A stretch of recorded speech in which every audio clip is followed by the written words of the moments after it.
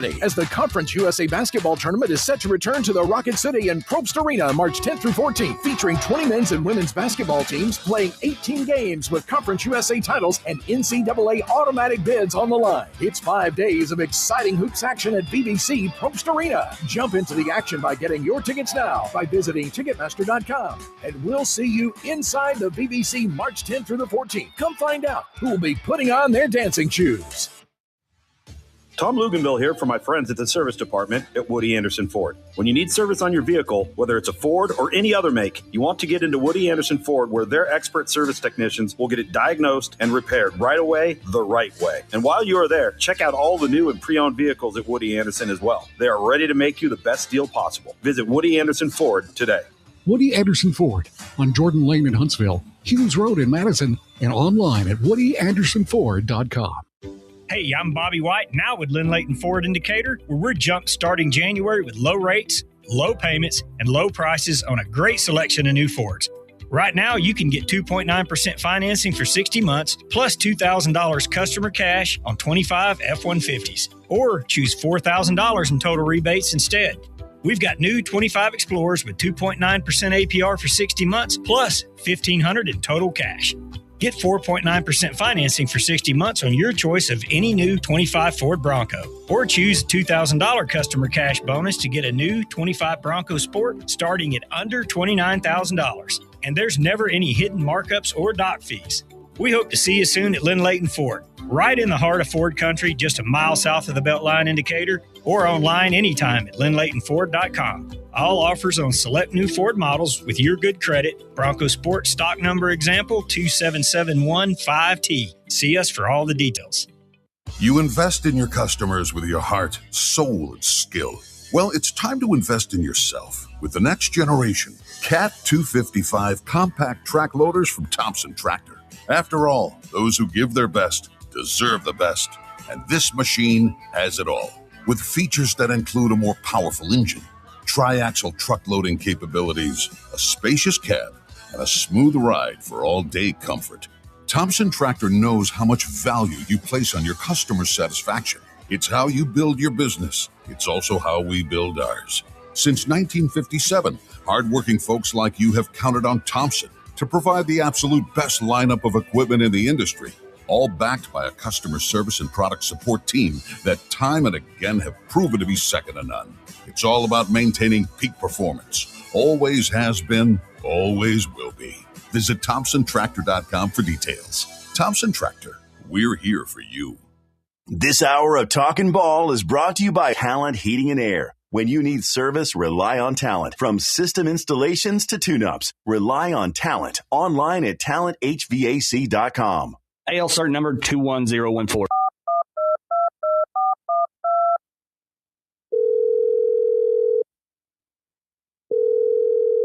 This is Thomas with Talent Heating and Air Conditioning. Thomas, I need you guys to light my flame sensor. Excuse me? Yeah, my gas valve's not flowing, buddy. What do y'all need over there? Oh, I need you to exchange my heat exchanger. You don't have to speak the love language of a furnace to call Talent Heating and Air Conditioning. We can come out and do a $49 tune-up, and you'll get savings off of that, and we'll be able to figure out what's going on with your system. Can you keep my flame lit this Valentine's Day? We can definitely keep your flame lit. Who do I gotta call? Call Talent at 256-503-4490. Come on, baby, light my fire. That was weird. It's Talent Heating and Air. They're live, they're local. Give them a call today.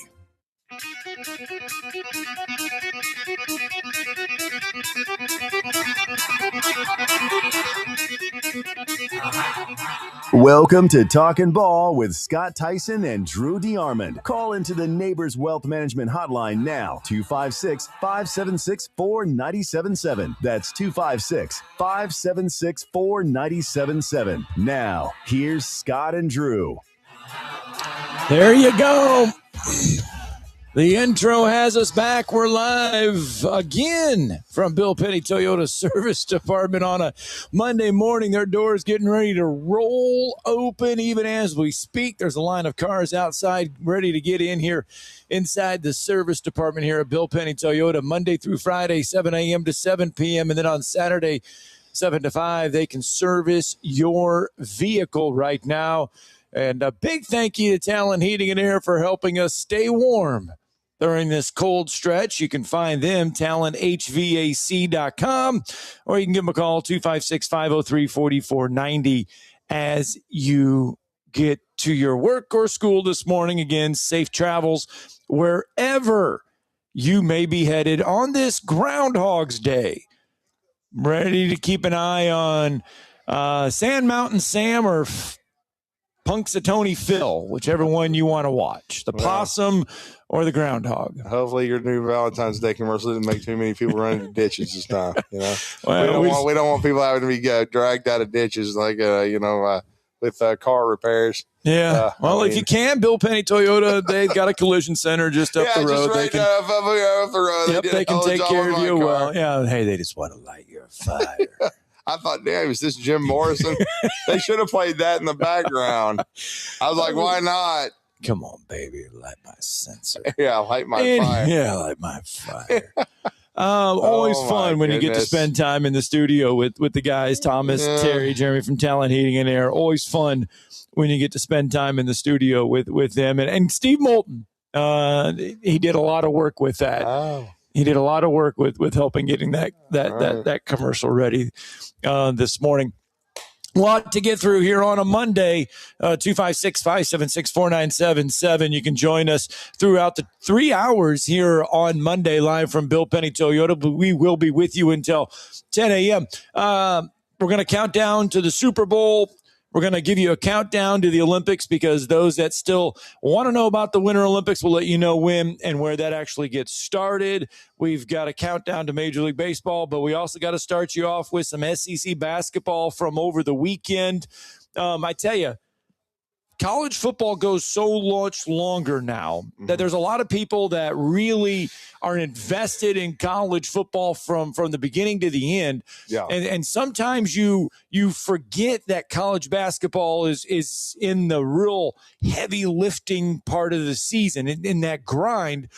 Well, with no football this past weekend, it really was from Saturday morning to Sunday night.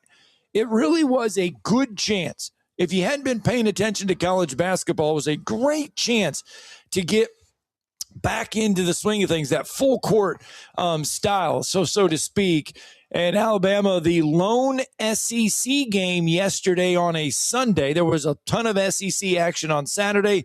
Alabama, the lone SEC game yesterday. There was some top 25 play, but Alabama, the only men's game in the SEC. They traveled to the O'Connell Center. They traveled to Gainesville, and not a great day for the Crimson Tide. Season high 18 turnovers. Florida, 72 of their 100 points coming in the paint. Outscore Alabama 72-26 in that category as Florida protects the home floor 100-77. Yeah, it was an F. It was a complete flop.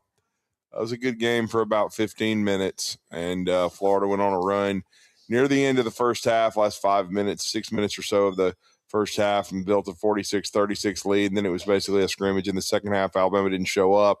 They got punked. Todd Golden been talking trash, since Bediako got cleared to play. His team backed it up. Nate Oates made a comment, but, maybe 48 hours before the game about the big men being in the lane 6, 7, 8, 9, 10 seconds. Obviously, they took that to heart, and they just beat the hell out of Alabama. And it's unacceptable. Alabama's lost 5 in a row to Florida now, most of them by thumpings like that. They give up 100 points every time they play them. I thought Alabama played soft. I thought the guards played terrible, except for Biz, a.k.a. Aiden Holloway. I thought he was good. I thought Philon stunk. He had 5 turnovers yesterday. Again, did LeBaron Philon? He had 5 turnovers, but he guards people about as well as I would in a rec league game. He doesn't want any contact. He's sidestepping people. gambling, trying to get steals, which he usually whiffs on. I mean, for a guy that's that talented, and he is a superb talent, one of the most talented players I've ever seen from the state of Alabama, he doesn't play hard enough sometimes. And it's too much cool breeze, too much avoid contact, too much let's just pull up for a three, not get to the rim. He got shut down. Chinelu was basically shutting down all of Alabama's guards too. Reitzel was just decent. Millette wasn't good, even though he played hard. Millette, you can always count on Millette when he's on the floor playing hard. In a lot of ways, I'll quote, and give you the summation of all you that I know the majority of our listeners have seen Rudy. I hate Notre Dame, but I love the movie Rudy. And, Rudiger was not very talented, but he went 1,000 miles an hour all the time because he loved being on the team at Notre Dame, and he took his job very seriously being on the scout team. Well, as everybody remembers the scene when, he just destroys the running back, and the guy's like, Rudy, man, what the hell, man? You act like this is the Super Bowl. And then and Parsegian comes charging into the melee and says, look, dude, if you had a 10th of the heart of Rudiger's, you'd be an All-American. But since you don't, go get me another tailback. In other words, this guy was about a fourth stringer, and he didn't play with near as much effort and heart as Rudiger. And that's what he told him. Well, Millette plays a lot harder than some of his teammates do. And there's too much, in my opinion, backing down. And they just allowed Florida to punk them. Right. I give all respect to Florida. We'll talk to Kevin Brockway at the a little bit later in the show. I believe he's coming on at 8:30 Central Time. And again, I just give Florida all the credit. They're better than Alabama. There is no fluke to it. They're bigger than Alabama. And kind of what bothers me is the whole, second half, especially, they were just dominating Alabama, taunting Alabama, laughing at Alabama. And then when at the end of the game, Aiden Holloway's hugging all over Chinelu like he's his best friend. The guy just whipped your ass for 40 minutes. I would be doing what Nate Oates and Todd Golden were doing, a very firm and quick handshake and get the hell out of there. Okay. You surrendered 15 offensive rebounds in the basketball game. I mean, if you're playing that piss poorly, I'm not going to be laughing with anybody after they kick me like that. And in the last 10 games against Florida and Tennessee, Alabama's 0-10, 0-5 against both of them. They haven't beaten either one of them. And but I will say this: I've seen everybody in the league pretty much up close. Well, we said Florida is still the best team. Yes, Florida's the best team in the league. Certainly, Alabama will see the first place team in the conference on Wednesday. Texas and if they A&M. don't get their head out of their ass, they're going to get whipped again at home. And by the end of the week, because then they got to go to Auburn, they're going to be on the bubble if they don't get their head out of their butt. And that's terrible because this is a talented team. I still think it's probably a top 4 team in the SEC, but you have to tell the truth. You got to win some games, and you got to stop playing soft, and you got to play better basketball. Here's Nate Oates after the game yesterday. It's hard to win a game when you're minus 16 on the turnovers, minus 6 on the old boards. Talk about trying to win a possession game. They destroyed us in the possession game. I mean, they scored 100 points, only made 3 threes. You don't have to take many threes when you're getting dunks and layups off turnovers. So 25-0 on points off turnovers. Not sure I've ever been associated with a game like that, and that's disappointing. And it's also a credit to Florida's game plan. They went to the switching. We didn't handle it well. Their physicality on the switches caused our guards some major problems. We did a terrible job adjusting to it. You got to look in the mirror what I did as a coach, and we just was not our night. And Florida's kind of had our number here lately. They've done a really good job, and they've guarded us a couple different ways. They've been in a drop, and today they switched us in both ways. It worked well, and typically they don't give us many threes, but in fact we got down as much as we did. I think we ended up going 14-34, but a lot of those came when the game was out of hand already. So they do a good job kind of running us off the line, pushing us in.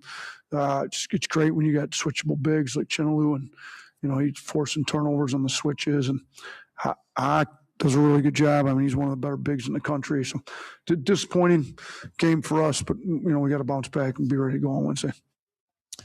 You can watch the entire Nate Oates postgame press conference from yesterday if you head over to WZZN TV. That is also where you can catch this morning's Talking Ball live on our YouTube channel, WZZN TV. And Nate Oates alluding to it there, turnovers and points off turnovers. Florida did a very good job of, lots of times if you defensively can lock down, you can limit those mistakes off turnovers, and you can stop some of those points. You can't stop them all sometimes, but you can stop some of them. Alabama gave up 25 of those points off turnovers. I can't believe they were within 6 on the offensive rebounds. I mean, it just seemed like to me Florida was playing volleyball, and they got whatever they wanted whenever they wanted. And I didn't think Alabama did a very good job defending their guards either, even though their guards didn't shoot exceptionally well. Right. But when they missed, all it was just playing volleyball until one of the bigs could dunk the ball. It was a joke. Like I said, they've got to play better basketball than that. Florida did not have a turnover in the opening 20 minutes of play. They had 12 assists and 0 turnovers. Yes. And Alabama had 9 turnovers, to tell you how well Alabama played. Alabama was lucky to only be down 10. I mean, it was 46-36, and you're talking about – and the ball was not moving. It was too much one-on-one, dribble it into oblivion instead of move the damn basketball and try to play team ball. It was too much individualistic bull crap. And so, like I said, man, if I were Nate Oates, the next 48 hours wouldn't be pretty. I'd be up some ass. We've seen that, though, from this Alabama team off and on this year, right? Well, yeah, I mean, we've seen some selfish play. We've seen them not show up. I mean, they're a talented team. They can play with anybody in the country, but if they play basketball like that on Wednesday, Bucky McMillan's going to hand them their butt on a plate. They've got to move the basketball. They've got to play harder. They've got to rebound the damn ball.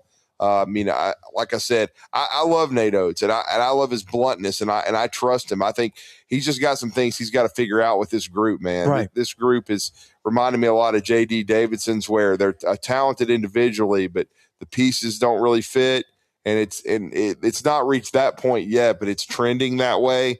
And you need to figure some stuff out. You need to find the guys that want to play the hardest and want to be good. Because again, this is going to be a waste if this team, is on the bubble in the NCAA tournament. They shouldn't be on the bubble. They should be a top 5 or 6 seed, really top 5, to be honest with you, with the schedule that they've played, which would give them a chance to make it to the second weekend. Right now, I think the ceiling for the team is probably the Sweet 16 with the right draw. But hell, if they keep this up, then they're going to play their way onto the bubble, and they may be in the first 4. So, I mean, this is not good. They've got to play harder, got to play better. It's just not been consistent. You'll see a good effort out of them, but they don't string 2 or 3 together in a row.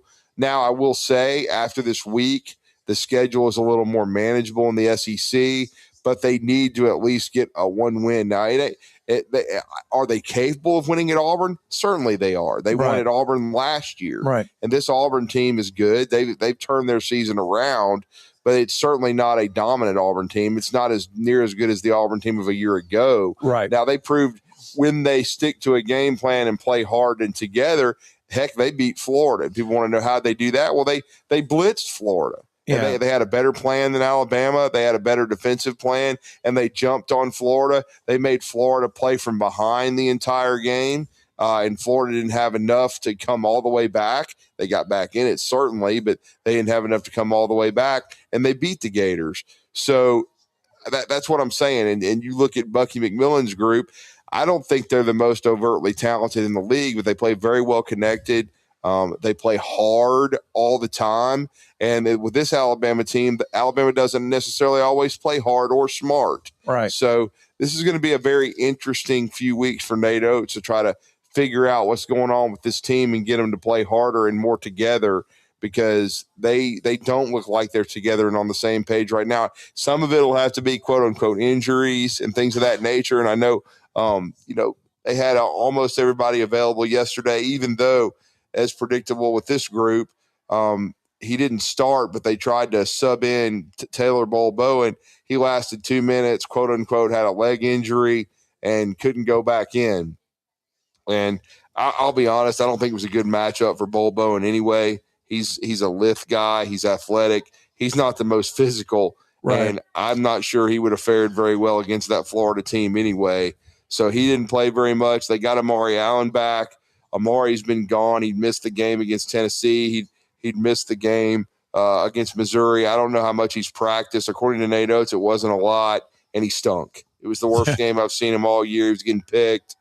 He wasn't handling the basketball. He wasn't defending like I've seen him defend. He certainly sure as hell wasn't rebounding.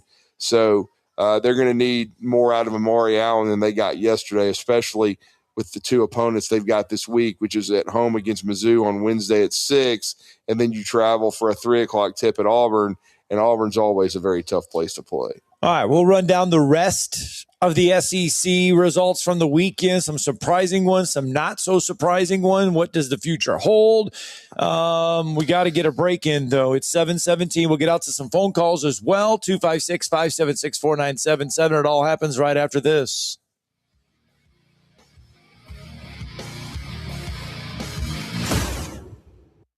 You're listening to Talkin Ball on 97.7 ESPN, The Zone. From heirloom diamonds to contemporary jewels, Loring & Company is the place to find something truly special. Whether shopping for a diamond ring for that once-in-a-lifetime occasion or marking a milestone birthday or personal achievement with a Rolex watch, you'll find just the thing in our edit of the world's most sought-after brands, including David Yurman, Roberto Coin, Marco Bicego, and Fopay. Expect a treasure trove of the world's most unique, even breathtaking earrings, rings, necklaces, and bracelets, making choosing just one piece a challenge in itself. Loring & Company Jewelers on Airport Road. Have you ever turned your back on God?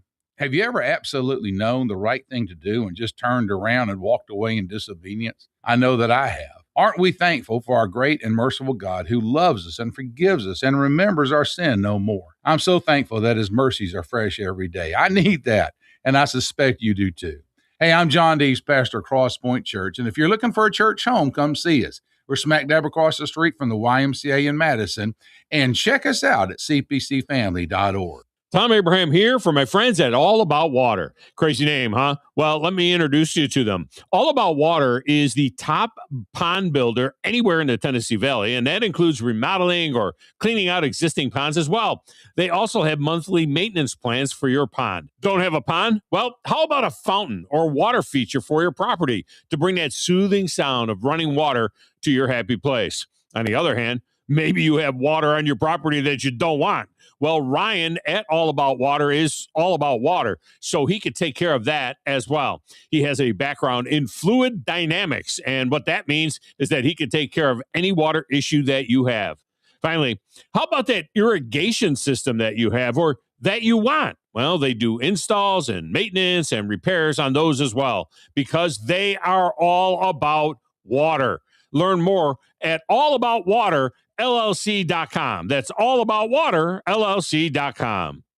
Where's the best place for sports? What about the best place for wings? If you answered Jefferson's for both, you're right. Jefferson's is also a great place for value. Every Monday, kids eat free with the purchase of an adult meal, and teachers bring your teacher ID, and you eat free every first Tuesday of the month, up to $15 at participating locations. Jefferson's, best place for sports, best place for wings, in New Market and Hampton Cove, and our new location, now open in Hartselle at 200 Main Street West, downtown. No Wi-Fi? How are we going to stream the game? Mom, I have a research project due. How are we going to make dinner? Don't let power outages send your family into a meltdown. Get a Generac generator from Current Electrical. We keep your lights on and your Wi-Fi on. Visit gensuperstore.com or call 256-880-1880. Trust us, your family will thank you. Most current way to keep your power on. GeneracSuperstore.com. More exciting than breakfast and a lot more enjoyable to cook, brunch is ideal for sharing. Brunch with the Big Dog, the Tom Abraham Show. Weekdays starting at 10 on 97.7 ESPN The Zone.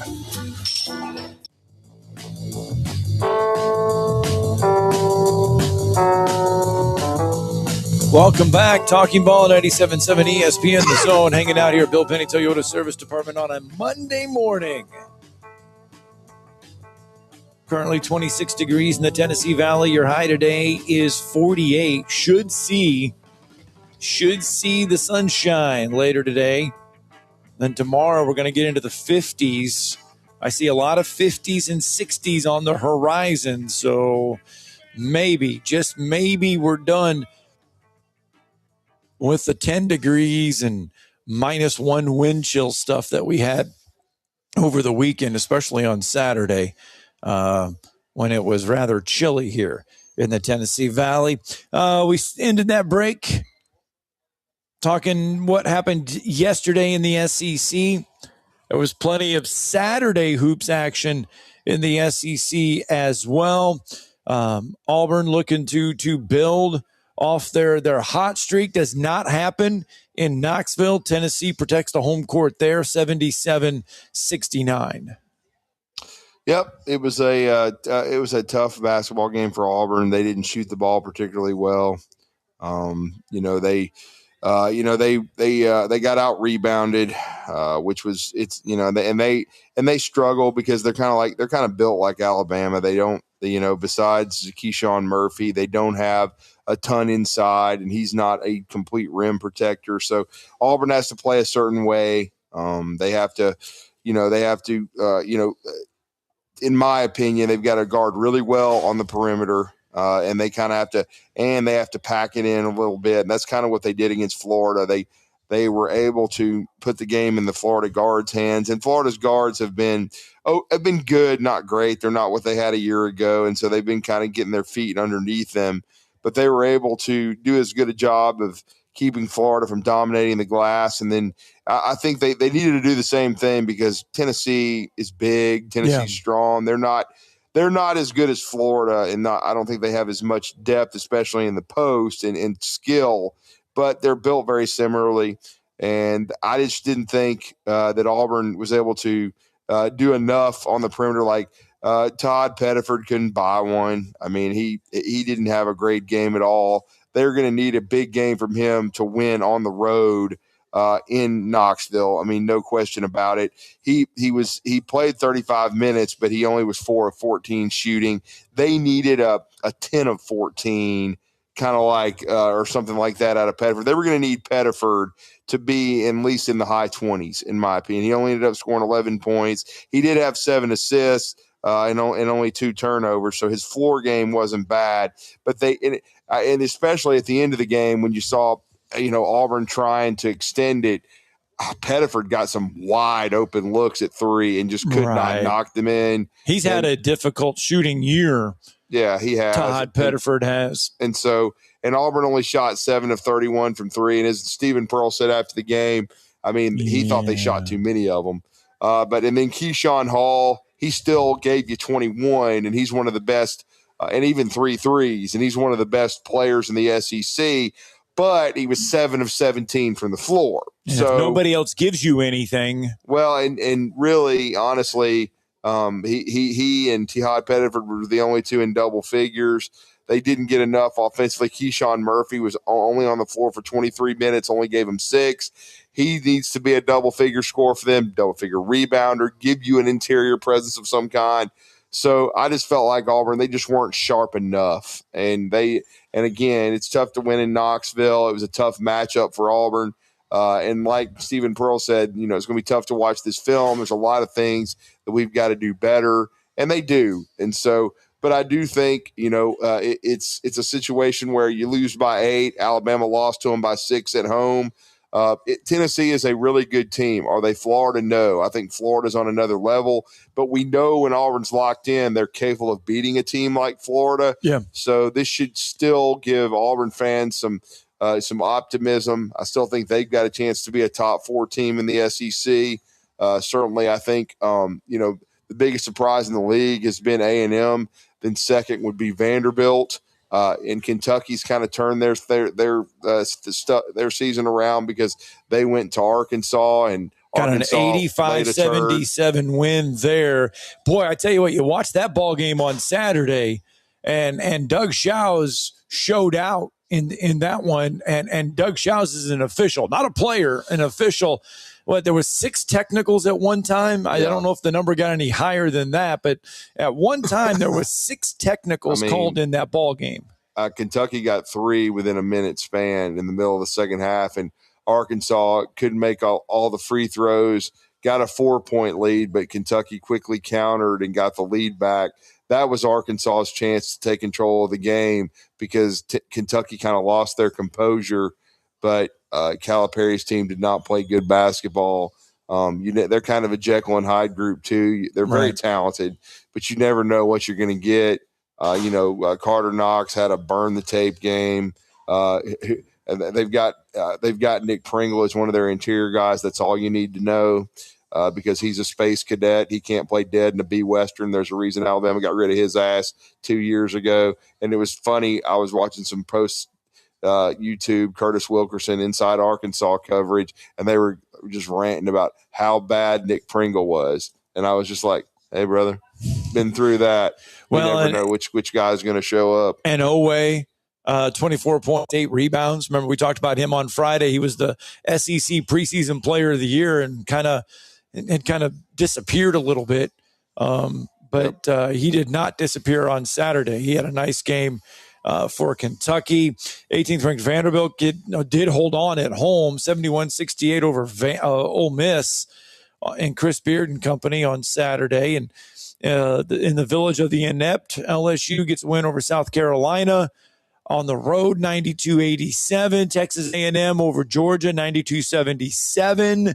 Missouri over Mississippi State. Texas over Oklahoma.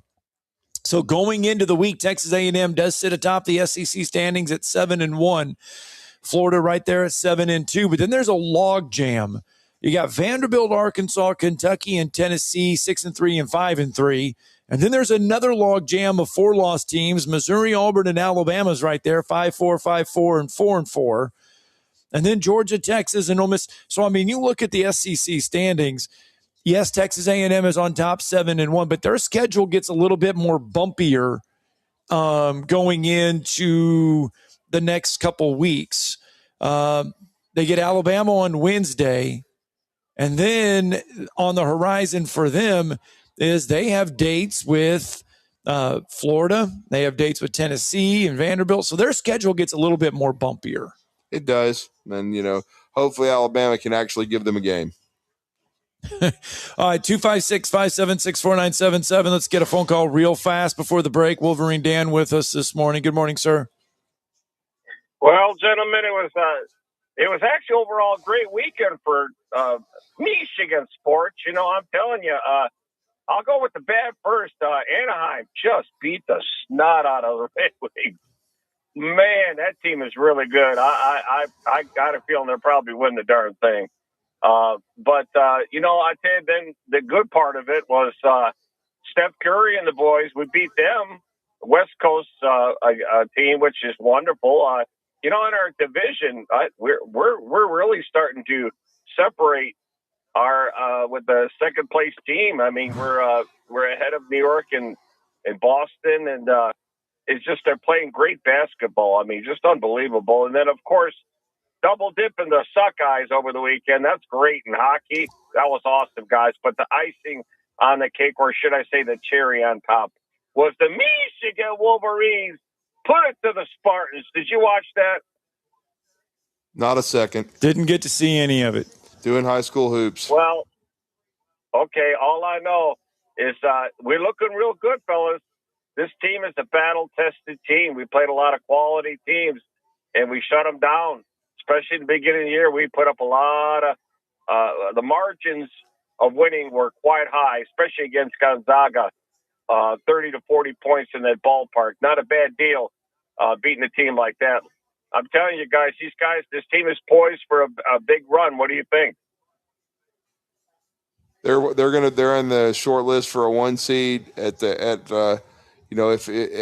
worst 2, but if they continue on the current path they're on, they'll definitely be a 1. Especially if they win the Big Ten regular season championship. Nebraska lost their second straight this week, so they're coming back to the pack a little bit. But yeah, I mean they're I'm sure they'll have the preliminary seeds come out soon from the NCAA. Because that's one thing that they still can do correctly. One of the few things, but I'm sure Michigan's going to be a 1. I mean, they've earned that opportunity, and Izzo's group will probably be a 2, maybe a 3 at worst. It was a really solid win, 83-71 on the road in a very tough place to play in East Lansing. And so it was a really good win for Michigan.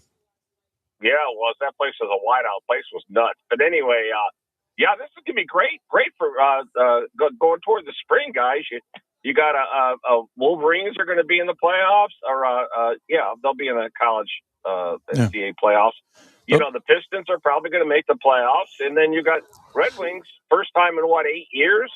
That's going to be great. Matter of fact, fellas, next weekend I'll be by a casino. I'm going to put some more K-ish on the Tigers. I think the Tigers are going to have a good season this year.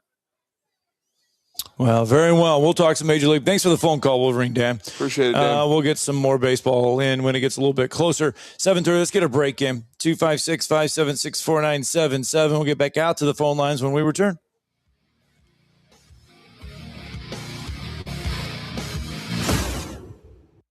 You're listening to Talkin Ball on 97.7 ESPN, The Zone. Your Fox 54 weather. I'm Fox 54 meteorologist Emily Owen. Plenty of sunshine in store for us across the Tennessee Valley for this Monday. High temperatures going to be warming into the mid and upper 40s for the afternoon. Heading into Monday night, clouds will begin to increase ahead of the rain we expect to see on Tuesday. Low temperatures falling into the low 30s. Your Fox 54 weather, only on 97.7 ESPN, The Zone. The Seahawks are going to Super Bowl 60. It's a rematch with the New England Patriots in Super Bowl 60 in Santa Clara. Sunday, February 8th, complete coverage of the big game is on Westwood One. Hi, everybody. I'm Scott Graham. Join Kevin Harlan, Kurt Warner, Laura Oakman, Gene Steratore, Ryan Harris, and me for all the action. If it's Super Bowl 60, it's on Westwood One. 97.7 ESPN, The Zone. Basketball fans, get ready as the Conference USA Basketball Tournament is set to return to the Rocket City and Probst Arena March 10th through 14th, featuring 20 men's and women's basketball teams playing 18 games with Conference USA titles and NCAA automatic bids on the line. It's 5 days of exciting hoops action at BBC Probst Arena. Jump into the action by getting your tickets now by visiting Ticketmaster.com. And we'll see you inside the BBC March 10th through the 14th. Come find out who will be putting on their dancing shoes. You've got to experience Toyotathon at Bill Penney Toyota. They've got the selection with over 700 new Toyotas to choose from. And they've got the extras with Bill Penney perks and a 10-year unlimited warranty. So get on over to Bill Penney Toyota today and experience Toyotathon. Bill Penney Toyota in Huntsville and online at BillPenneyToyota.com. Bill Penney's Toyota 10-year unlimited warranty is valid through the 10th year of ownership. Valid on new vehicles only. See dealer for details. 4-time Grammy-nominated Joe Bonamassa, hailed as one of the world's greatest guitar players. Blues rock titan Joe Bonamassa, performing live March 19th at the BBC Mark C. Smith Concert Hall. Tickets on sale now at Ticketmaster.com. Joe Bonamassa. Every show is a new experience. The company is Eagle Masonry and Insulation, but did you know they're also Eagle Landscaping and Dirt Work? Eagle can take care of all your landscaping needs, including irrigation, sod work, and planting, both plants and trees. On the dirt work side, Eagle can grade and build your pads, haul dirt in or out, and even do erosion control. Philip Love and his team can do it all for you. The website is the same, insulatewitheagle.com, as is the phone number, 256-755-1556. Give them a call and see what Eagle can do for you. Eagle saves you time. Eagle saves you money. Talkin Ball with Scott Tyson and Drew DeArmond. Weekday mornings beginning at 7 a.m. only on 97.7 ESPN and the 97.7 ESPN The Zone app.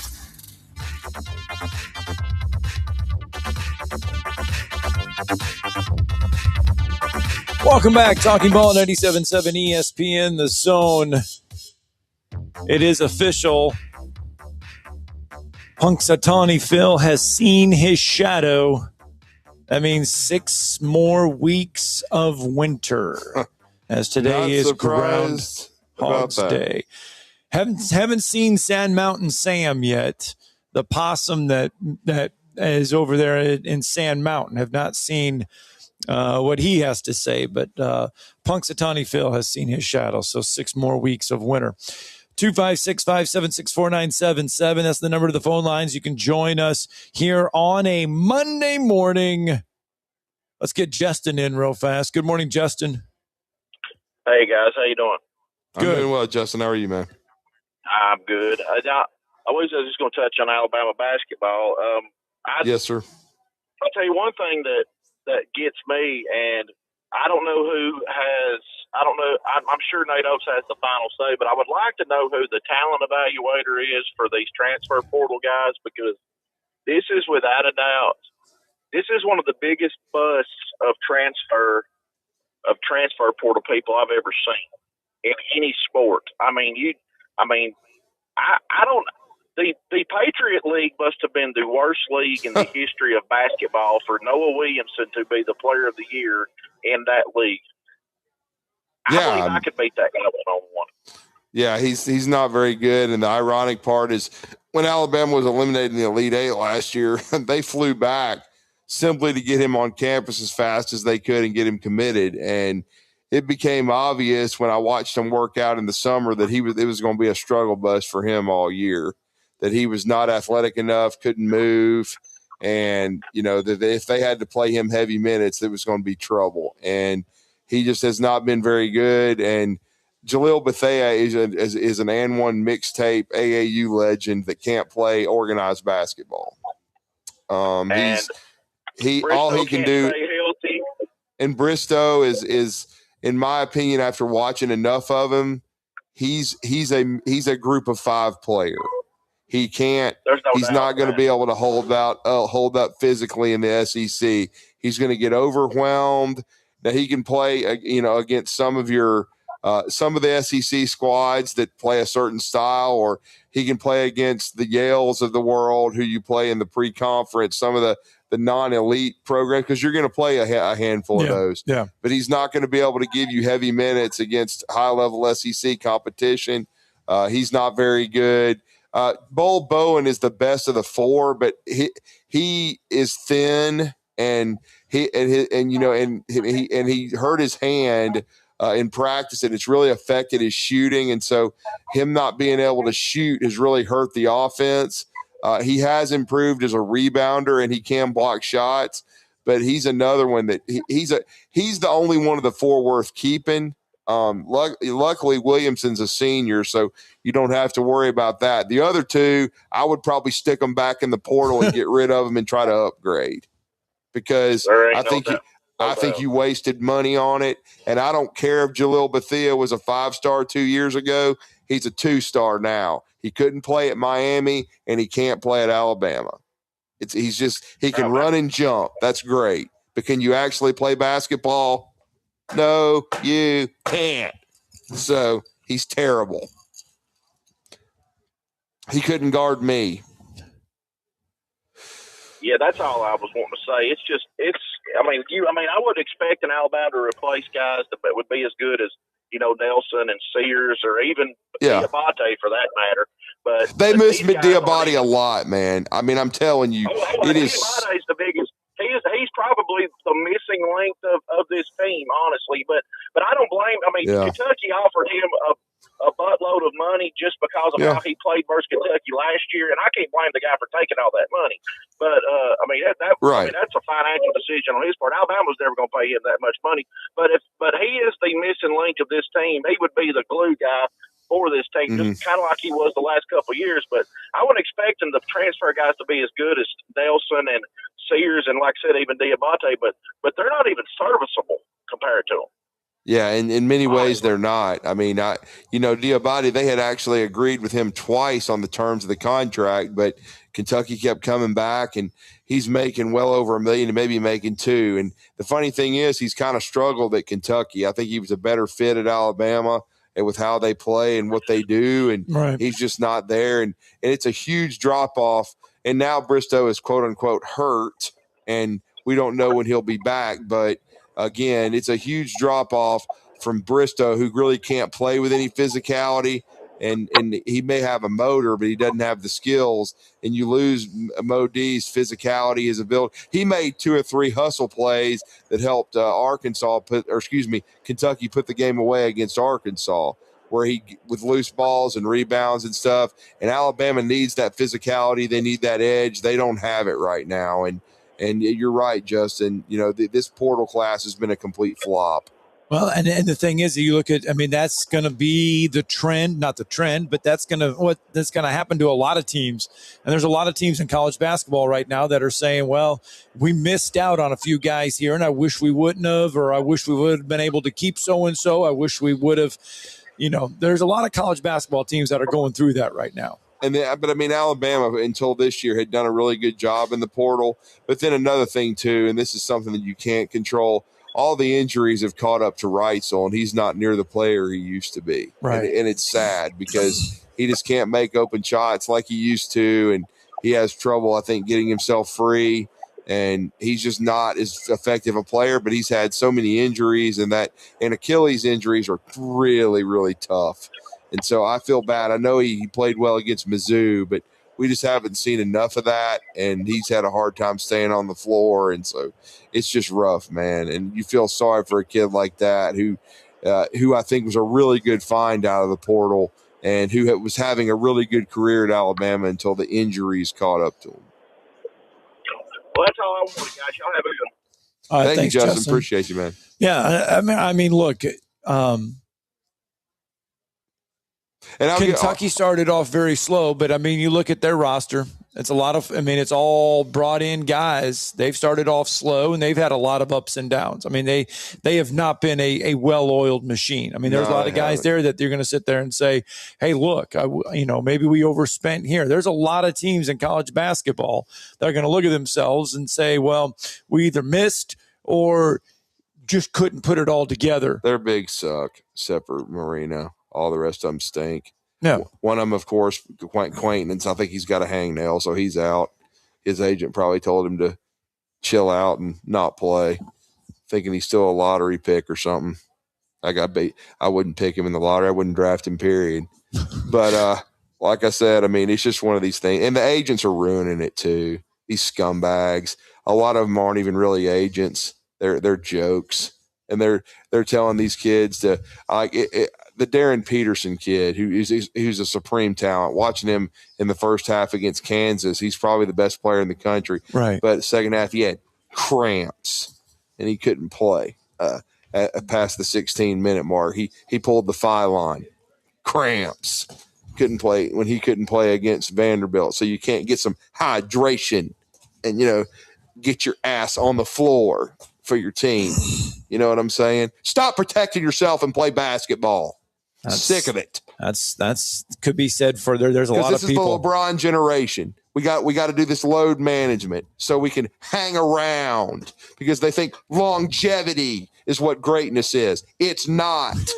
It's totally agree. If there's one thing that I know in my life that I would bet every amount of money I could get on is Michael Jordan would rip LeBron James's arms off and piss down his throat. LeBron James in his life could never play with the man. Ever. Never. So anybody that says he can, slap them because they don't know anything about basketball. 7:45 on a Monday morning. Plenty to still get through. Plenty of stuff. 256-576-4977. You can join us on the phone lines if you would like. Or you can send us a message via the app. And we did get one in there and just talking about the fact that Florida did back up the talk and get a win on Saturday, which we talked about earlier in the show. Yep. 7:45. Let's cash in that break, shall we? We'll come back. More phone calls and more conversation. Talking Ball, 97.7 ESPN The Zone. You're listening to Talkin Ball on 97.7 ESPN The Zone. Eagle Masonry and Installation. It's right there in the name. Eagle is your one-stop shop for block, stone, or brickwork, monument signs, and outdoor kitchens and fireplaces. Eagle also offers the finest craftsmanship and insulation, including fiberglass or spray foam insulation, and of course, insulation removal. Philip Love and his team have years of experience, bringing the region the best in masonry and insulation services. For more information and a quote, visit insulatewitheagle.com or call 256-755-1556. Eagle saves you time. Eagle saves you money. You've been paying on that life insurance policy for years, but maybe you don't really need it anymore, or it's gotten a bit too expensive. Well, before you just let it expire, let Neighbors Insurance Solutions share with you some alternatives that you haven't considered. Don't throw away something that still may have great value for you. If you want to learn more about what Neighbors Insurance Solutions can do for you, call 256-763-7693. A death benefit could be a life benefit. Learn more at 256-763-7693. You invest in your customers with your heart, soul, and skill. Well, it's time to invest in yourself with the next generation Cat 255 compact track loaders from Thompson Tractor. After all, those who give their best deserve the best. And this machine has it all. With features that include a more powerful engine, tri-axle truck loading capabilities, a spacious cab, and a smooth ride for all-day comfort. Thompson Tractor knows how much value you place on your customer satisfaction. It's how you build your business. It's also how we build ours. Since 1957, hardworking folks like you have counted on Thompson to provide the absolute best lineup of equipment in the industry, all backed by a customer service and product support team that time and again have proven to be second to none. It's all about maintaining peak performance. Always has been, always will be. Visit ThompsonTractor.com for details. Thompson Tractor, we're here for you. Hey folks, Arthur Seed, managing partner at University Kia, letting you know we are proud supporters of Alabama and Auburn football. Swing by University Kia today and check out our huge selections of brand new Kias, including the spacious Telluride 8-passenger SUV, the slick new K5, the sporty Kia Seltos. We've got perfect cars for every lifestyle and budget. Visit universitykia.com to view all our amazing offers and get pre-approved amenities, because we want to see you in a Kia. Roll Tide, War Eagle. This segment of Talkin Ball is brought to you by University Kia, the #1 volume Kia dealer in the state of Alabama. Located online at universitykia.com.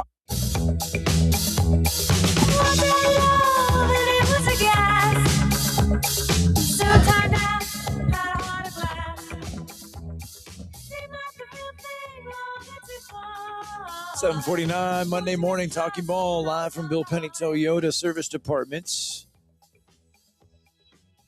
Mentioned still plenty of stuff to get through and here on a Monday morning. Just kind of hitting one thing there. There we go.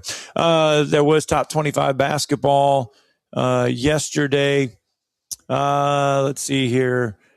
Illinois gets win, Iowa State, Purdue. Those were the only top 25 matchups that we had on a Sunday.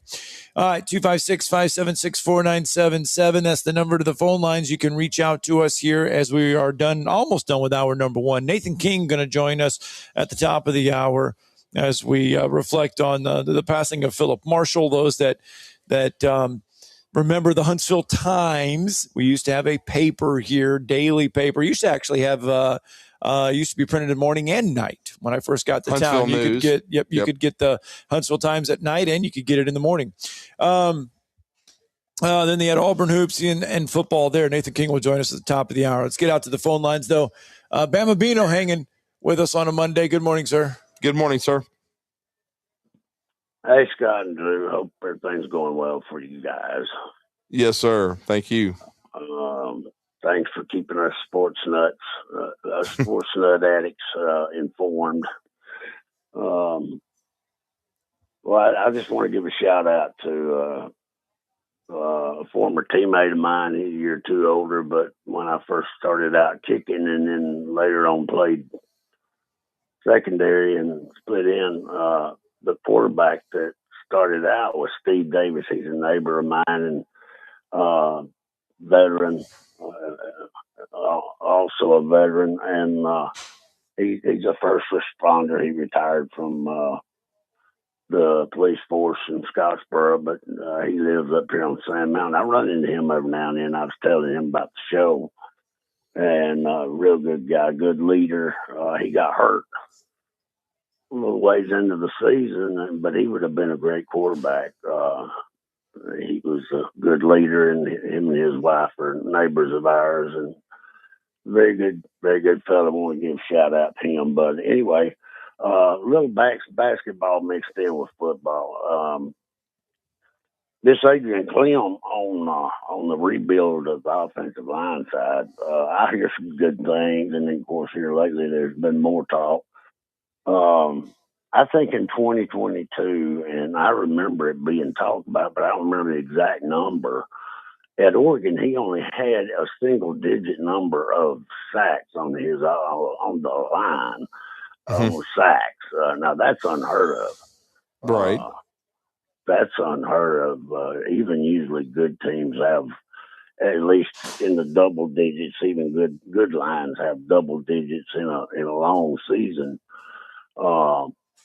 That's an improvement, and I'm glad we're going after the best, because we need a complete remodel overhaul on the offensive line, because if we, like I say, if I can't do anything else, you get all these 5-star backs and quarterbacks, if they don't have protection up front. I mean, Derrick Henry couldn't do a whole lot without a little bit of blocking. I mean, he can't run through 11 men. So I mean, and on the basketball side, we're lucky to have Nate Oates, and I just wish he would kind of focus on the fundamentals, and then all that other is going to come with the talent, and it's second nature to him what to run in certain situations. So the fancy stuff's going to come for him, but we need the fundamentals. Sometimes don't change. You need to screen out and rebound. If you can't win on the glass and free throws, that's a lot of times the difference in any close game is screening out and rebounding. As soon as that ball's shot, they need to be hips on hips screening out, because that's not height or weight. If you're in position and you get beat on a rebound, they're probably over the back, and that's a foul. So height and size might help you in a lot of things, on an even playing field. But if you're in position, they've got to go over your back or whatever. It don't matter how tall you are.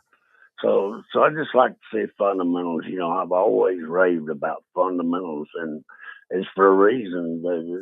They're the year you're talking about doesn't change. The fundamentals is there for a reason. But anyway, guys, I'd just like to see us do the fundamentals, and I think a lot of the other will come. But when you get beat on the glass, we're not trying to play 5-on-5 pickup regularly here. This is supposed to be organized. Right. And I think we'd win a lot more games too. But possible. Great show, guys, and I love you. You know it. Thanks, Thank you, Bama Bino. Thank you. All right, let's get Richard in before the break. Good morning, Richard. Morning, Richard.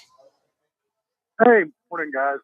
On the morning portal, the transfer portal question, that they use that guy. What is it, Swimmer? Yeah. His group, to help them, find players. I can't think of the name of the corporation out. One thing is, though, with the portal is, the question is, okay, it's not good, but how much money did you have to spend? Right. I mean, it's kind of like Alabama on the defensive line. We never, we don't have great defensive linemen, and you say it's Freddie Roach, but also we're not buying the top guys. We're not getting the 5 stars anymore in football. And like I said, in basketball, I have no clue, how much they had to spend in the portal. And so a lot of it, I mean, Bristow could be making nothing for all we know. Well, yeah, and Bristow was a late ad. I mean, and I don't think he would have been added at all if they had kept Modi. I mean, I think they wanted to keep him. They tried. Well, Reed too. Yeah. I mean, Reed was one they thought was coming back now. So his mom went crazy. Like Nate, so yeah, and then she's an idiot because he's gone to Oklahoma and hadn't won a game in 2 months. And of course, she's a Sooner now. Yeah, and like I said, man, a lot of it is unless you know what kind of our budget is for NIL, and and how much we had to spend in the portal, it may have been, this is all we got, or it could be, misevaluation. Because I mean, one thing about Bristow, one thing is I look at the stats. They played 5 or 6 teams like Kentucky last year, and the stats against good teams were not good. Yeah, and I know. Williamson's weren't good either, and they were ultra aggressive with Williamson early. Williamson's who I was talking about. But like I said, against against their conference, it was good. But when they played a better team, it was like 4 points. Right. Exactly. But like I said, unless you know the amount of money we have to spend, it's kind of hard to, determine how bad it was. And then Bethea, and Bethea was thought to be a quality guy out of the portal, being a 5-star, but he's not. The guy can't play dead in the B Western. I mean, is Alabama's basketball NIL good or bad? I mean, is it? It was really good. They had to spend a lot of money the year before. They spent more money, I think, the year before. Yeah. They didn't spend as much this year. But again, Bethea was supposed to be a really good player out of the portal. Williamson was wanted by Kansas and some other people. They didn't sign the right guys, and these guys. This has not been a good portal class, and it's hurt their depth. Nathan King next. This is Brent Musburger's VSiN Action Update on 97.7 ESPN The Zone. Drivers who switch to Progressive have an annual savings of nearly $750. Progressive.com. Alabama State hosting the Rattlers of Florida A&M as 2.5-point home favorites today, 144.5 the total. It's Alabama A&M, a 1.5 underdog against Bethune-Cookman at Event Center, where the total is 141.5. The unofficial start to the NASCAR season, the clash at Bowman Gray, postponed until Wednesday due to the winter storm in the Carolinas. Denny Hamlin and Chase Elliott, the plus 550 co-favorites. Ryan Blaney 6-1. Kyle Larson is 8-1. Waste Management Phoenix Open at TPC Scottsdale. Scotty Scheffler plus 215. Xander Schauffele 20-1. Cameron Young 26-1. For more, go to VSIN.com. Mike Sennett, 97.7 ESPN The Zone. No representation is made that the quality of legal services to be performed is greater than the quality of legal services performed by other lawyers. A wise man once said, if you take care of old folks and children, everything in the middle will take care of itself. Hi, I'm Danny Aldridge, lawyer in Alabama and Tennessee. In the next 20 years, the number of those folks over 65 years of age will more than double. In our golden years, the most important goal is to be treated with dignity and have control over doing what makes you grateful with those you love. At the Aldridge Law Firm and the Legal Town Center, we're dedicated to help you with these goals, and we'll be there when life throws you those inevitable curveballs. Let us assist you with your legal needs, whatever they may be or become. You may reach us by phone at 256-534-3188 or online with Dan at danaldridgelaw.com. Just remember, we're here to help. Whether it's personal injury, wrongful death, fraud and cheat, or estate planning made complete, we're here to WZZN, Union Grove, Huntsville, Alabama. 97.7 ESPN The Zone. SportsMed is the official team physicians of the Rocket City Trash Pandas. And if the pros trust SportsMed, you can too. SportsMed provides every service you might need for complete orthopedic care, specializing in orthopedic surgery, sports medicine, joint replacement, spine surgery, neurosurgery, and podiatry. And they offer their own brace shop, in-house full-body MRI, physical therapy, walk-in clinic, and so much more. 4 locations and on the web at sportsmedalabama.com. This hour brought to you by SportsMed Orthopedic and Spine Center. Online at sportsmedalabama.com.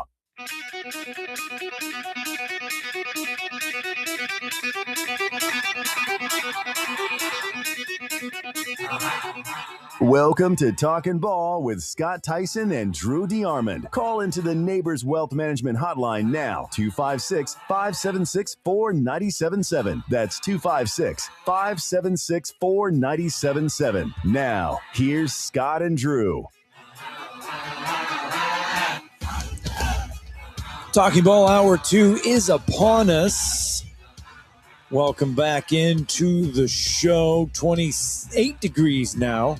Temperature moving up in the Tennessee Valley. Sunlight is upon us. SportsMed Orthopedic Surgery and Spine Center, dedicated to providing care that improves lives, helping us get hour number 2 underway here this morning. 256-881-5151. If you want to experience that SportsMed difference, you can do so. You also find them online at sportsmedalabama.com. We reflected on the fact that Auburn went up to Tennessee over the weekend. Rough outing for the Tigers on the road in Knoxville. They did wake up Saturday morning, though. Knoxville had a tremendous amount of snow on the ground. They got a lot of snow on Saturday, by the way, did Knoxville.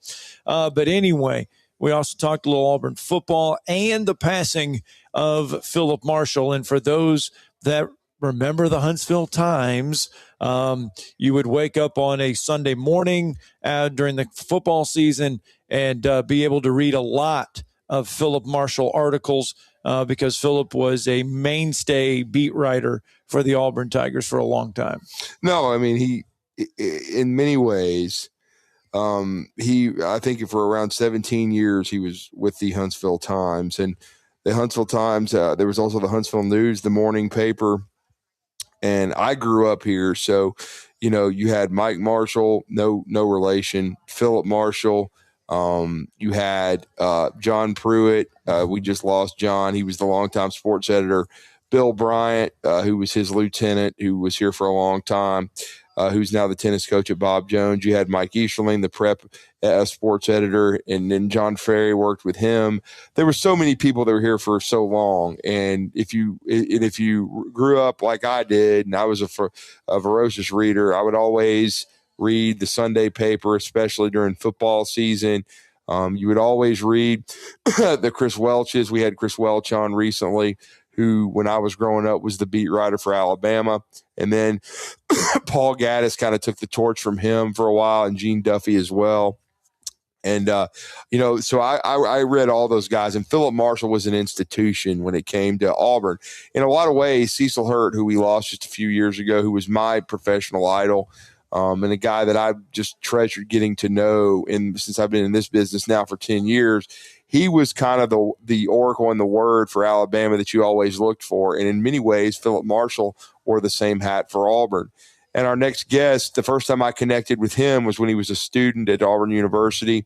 He was already really on the beat and interning with Rivals at the time. And he did a really nice feature on Coach Pat Dye, who he spent a lot of time with, who this station had a great relationship with.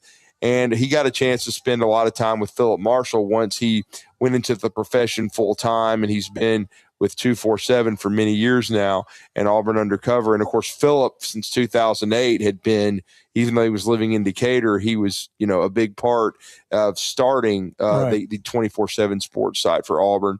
And he worked very closely with Philip last year on Auburn's historic second Final Four run, and really, I think, the best basketball team in Auburn history. But he paid homage to Philip, and we wanted to kind of talk about him and the impact he's had on journalism in Auburn today on Talkin Ball. And of course, that's Nathan King from 247 Sports. Nathan, welcome back to the show. You're with Drew and Scott. How are you?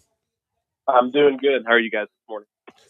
We're well. And again, I want to preface this by saying, we knew that Cecil Hurt had been in the hospital and his health had taken a turn. I did not know that Philip Marshall had some health issues.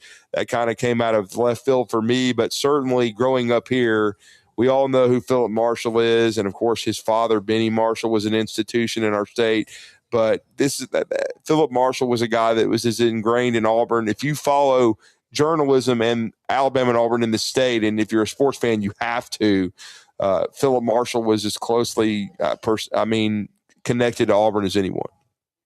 Yeah, for a lot of people, he defined Auburn sports coverage for decades, for the better part of half century, because of what you mentioned, his roots.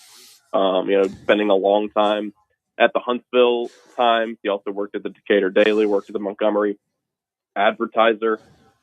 Actually worked at the Auburn Athletic Department for a couple years, and then obviously Auburn Undercover was a independent. Then it was an ESPN affiliate for a couple of years, and then now obviously we're under 24/7 and CBS Sports. And I mean, across all types of generations of people and Auburn fans, like you mentioned, people would come to Philip for their basically the Sunday paper, right? And whether that was the literal sense of things back in the day when he was at the newspaper, or at our website, he sort of strived to have that Sunday paper type feel in his columns, and really one of the last, if not the last, major business sports writer who did something like that, who wrote daily or every other day columns, and man, it was just it's been a jarring past few days ever since his passing on Friday, just because and you guys know this, working at a radio station, it's an interesting job to get up every morning and only have to really work with a few people, right? Like, you've just got a small group of basically friends that you get up and work with every single day. And Philip just leaves such a hole, not only in this profession and in this business and in the Auburn sports community, but just what a blessing to see the outpouring from Auburn fans who talk about just what he meant to them. And for us, I mean, he was somebody I knew for years. I didn't know him as long as somebody like Jason Caldwell knew him, but ever since I got to know him in 2020 when I first started at the site, just so patient and so kind with me, and such a mentor. And I'm so glad that he got to go on that Final Four run. He was determined this past March. It wasn't easy for him travel wise at that he was 75 years old. Traveling wasn't easy, but he was determined to do it. And I'm really glad he made that happen, obviously, because it's so special looking back. And so it's been a tough few days, but it brings a smile to my face to see the types of memories and the love that people have for somebody who did so much for Auburn for so long. Oh, yeah. And if you ever had time, and if you ever got the chance, SEC basketball tournaments or SEC, I mean, it didn't matter where. If you could sit at the table with Philip, boy, he could tell you a story or two about a thing or two. Oh, absolutely. I mean, that's the most, and the memories just kind of come trickling in the more you think. And I could go on and on with stories from over the years. I mean, that was the greatest part of knowing Philip, honestly, was the fact that he would, like you said, he'd plop down at the football facility and talk about things from back in the day. But it wasn't just interesting because it was back in the day, right? It wasn't just interesting because it was old sports journalism, because it was old sports writing, it was old Auburn, whatever. It was interesting because it was Philip. It was interesting because there was nobody like him in terms of his perspective on this stuff. And you usually came out of it busting a gut, chuckling, because there was always something funny involved. And so, I mean, those are the things I'm going to miss the most. But also, and I wrote about this over the weekend, but Philip had a very unique way of making a player or a coach, whomever, just feel very respected. It was that very old school style of his where Philip really, the stats and the performance on the field, that was secondary, right? Like that, he wanted to know who you were as a person. And he showed that in his interactions with players and coaches, and they knew that. And there was a great picture of Auburn athletics of Philip talking to Xavier Chaplin, who was an offensive lineman last year.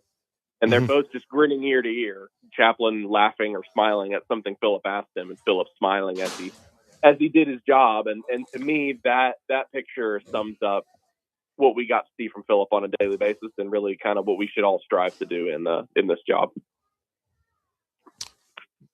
No doubt about it. And he was definitely an institution, and he loved all Auburn athletics. But of course, and I'm glad he got to experience what Bruce Pearl built at Auburn basketball wise, because we saw Auburn reach heights that we'd never seen before. They've been now to 2 Final Fours, and Stephen Pearl has taken over, and it's for year one. So there's been some bumps, and certainly they didn't get the result they wanted against Tennessee, but and they didn't shoot the basketball particularly well, but they got the huge win over Florida, which is, I think, as the season unfolds, it's going to become bigger and bigger. And then they had a great second half at home in Neville Arena against Texas. Now, I know they didn't get the win against Tennessee on the road, but it looks as though they may have turned a corner positively, even though I know Stephen Pearl was very disappointed in some aspects of the performance against his alma mater. Yeah, I mean, that was kind of the really the only part of that Tennessee game that was, I guess, surprising, or I guess that you could pull very negatively from, because I thought Auburn showed a lot of fight in the second half of that game. Tennessee was up 16 in the first half, and Auburn just kept punching back. And you thought Keyshawn Hall was out of it and not having a great game, and he does his usual thing and scores in bunches in the second half. Auburn was way more physical in the second half. Philip Jovich had 5 offensive rebounds in the second half alone. But you mentioned the shooting struggles. I think that is what came back to bite this team in this game. They've been able, really, in this recent stretch where they've won, I guess, 5 of their last 7, something like that. And they had won 4 straight. During most of that stretch, they'd not shot the ball very well. Their 3-point percentage was pretty low. The only exception was that Texas game where they made 11 threes. But even when they went to Florida, they didn't shoot it very well. They were able to offset that with defense, with rebounding. And against Tennessee, you weren't able to get that one more time. You weren't able to offset the shooting struggles. Auburn shoots 7 of 31 from deep. I think Tahad Pettiford, has to get it going. This is no longer a shooting slump for him. When it's February, you can't really call it a slump anymore. He is having a major downturn in his offensive percentages as a sophomore. Now, he's assisting the ball really well. He had 7 assists in that game. He's playing better defense, but at some point, you need your leader and your point guard to start making those big shots. And so, that's just been a really curious part of this season. And I think if Tahad had been a little better in this game, this could have been one that you came out with a victory. And so, I agree with you. I mean, you look, this team's turned a corner. They started 1-3 in the league. They are definitely a top half of the SEC type team that's going to compete with everybody on any given night, and they've got obviously a huge opportunity to bounce back, getting a home game against Alabama on Saturday. You mentioned Tahad Pettiford and Nathan, boy, you go back to last season, and Tahad looked very comfortable coming off the bench. And I know last year a lot of it was because of the roster that they had, but he looked very comfortable coming off the bench. This year, and you mentioned that shooting slump, there's times when he just doesn't look as comfortable out there in that starting role. Yeah, I mean, I think he's had to learn how to get his own shot. He's had to learn he certainly had to learn how to be a point guard first and foremost. I mean, that was something Stephen Pearl challenged him with early in the season, and ever since that point, he has assisted the ball much, much better. Yeah, I mean, the curious thing has been he's had open looks, and he's had shots that whether he's on last year's team or this year's team or whoever, whatever jersey he's wearing, they're looks that Tahad Pettiford has made. They're looks that a player like him should make. He's had open threes, transition threes that he was used to making last season. Even just finishing in traffic. And look, the SEC is physical, and Tennessee, that's why Tennessee won this game. Really, when it was close, when it was a 4-point game late, they just started going the inside to Jalen Carey and Nate Ament drew some fouls. They won on the inside, so credit to them. But he's had opportunities to drive the lane, and he used to be able to get around guys more consistently. And really, that hasn't been there this season. Now, that's not to say he hasn't made some huge plays. He made a big 3 against Tennessee in the second half. Obviously, he's had big performances this season, but I think Auburn is about where I expected them to be this season. I mean, they're 5-4 in the league. If they finish above 500, they'll be a pretty healthy tournament team. Their resume is already pretty solid. But I think if they want to go a step further, if they want to go maybe another gear where people are saying, hey, Stephen Pearl's done a pretty good job, and maybe this team can jump up and bite somebody and make it to the second weekend. If you want to have those conversations, they need Tahad Pettiford to play a little bit better. And Nathan, last few minutes with Nathan King, Auburn Undercover, part of 24/7 Sports. I know you were in Mobile for the Senior Bowl. You guys had a chance to speak to Alex Golish. It's been a very active portal season when you go into year one for him. When you have a coaching change in this era of college football now, there's going to be a huge flip. And I think there's 39 guys that he's added. So this is definitely going to be a new Auburn football team next year. What's been your impressions of when you've been able to be around Golesh? And that was really the first time we've heard from him since his initial press conference. But what's been your impressions of the roster building and what you heard from him in Mobile? Yeah, sort of you could see it on his face, kind of an exhale now. That was right. Their thing. They officially have more incoming transfers than outgoing transfers, which was a giant undertaking considering they lost 37 guys to the portal.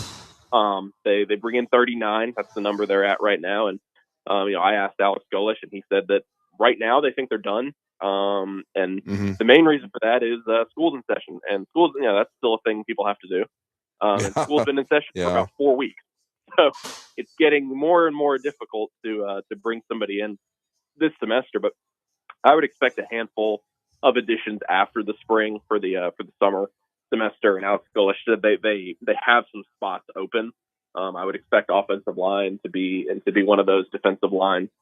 You can really never have too many bodies there. He said that they're keeping their eye on some junior college players and some late high school guys who either get out of a previous school or still haven't landed anywhere, or guys in the portal who graduate after the semester. Because obviously, once you're a grad transfer, you can just go wherever, whenever. You can hit the portal whenever. And so I would expect 4 or 5 guys after the spring, but those guys probably aren't your top of the line depth players. Like, those are guys who are just coming in and kind of filling some slots. And obviously, getting Dallas Walker back on the defensive line was the biggest news piece of last week. And Dallas Walker was not a superstar last year at Auburn. He was a good player. He was their number 2 nose tackle.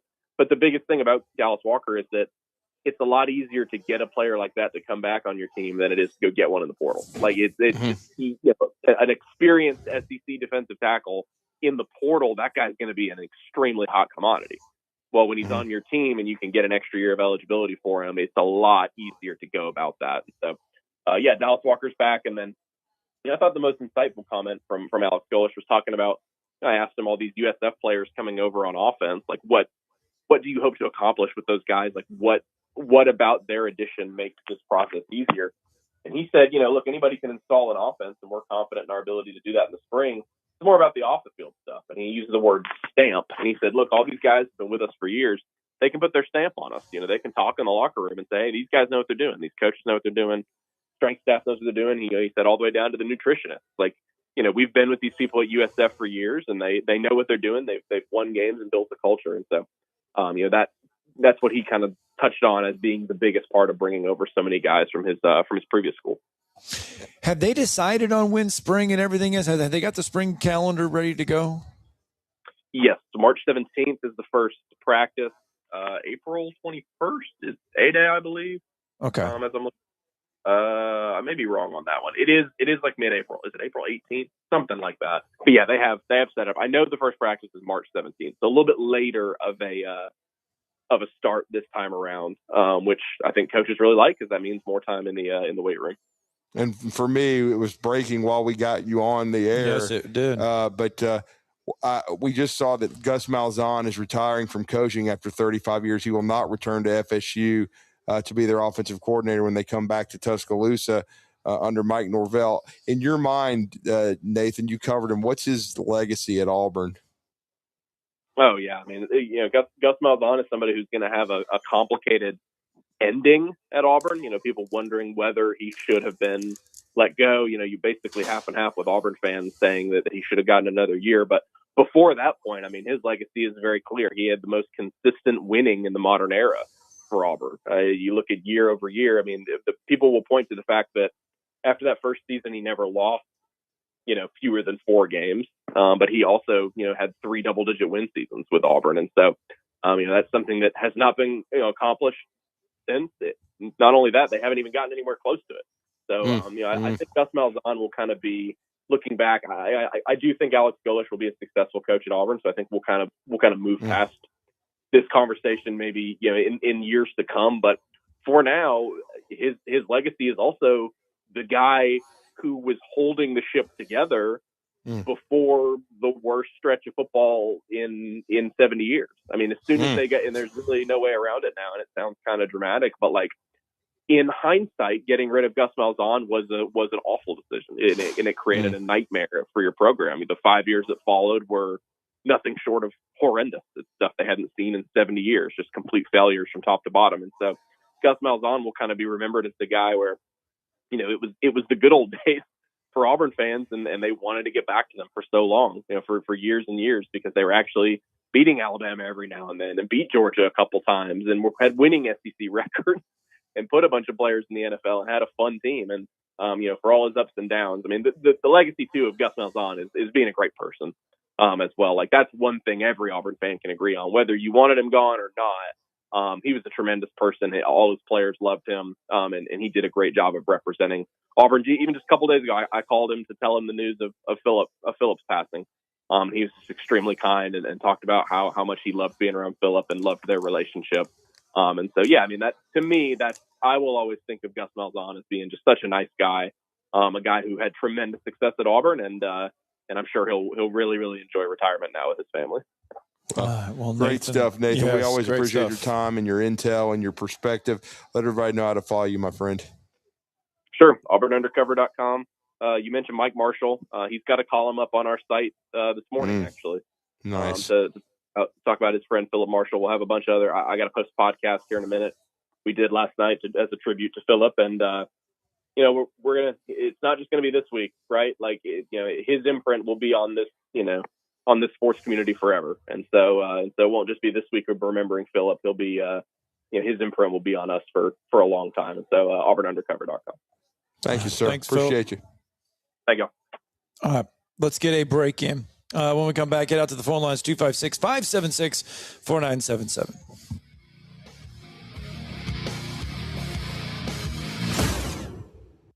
You're listening to Talkin Ball on 97.7 ESPN, The Zone.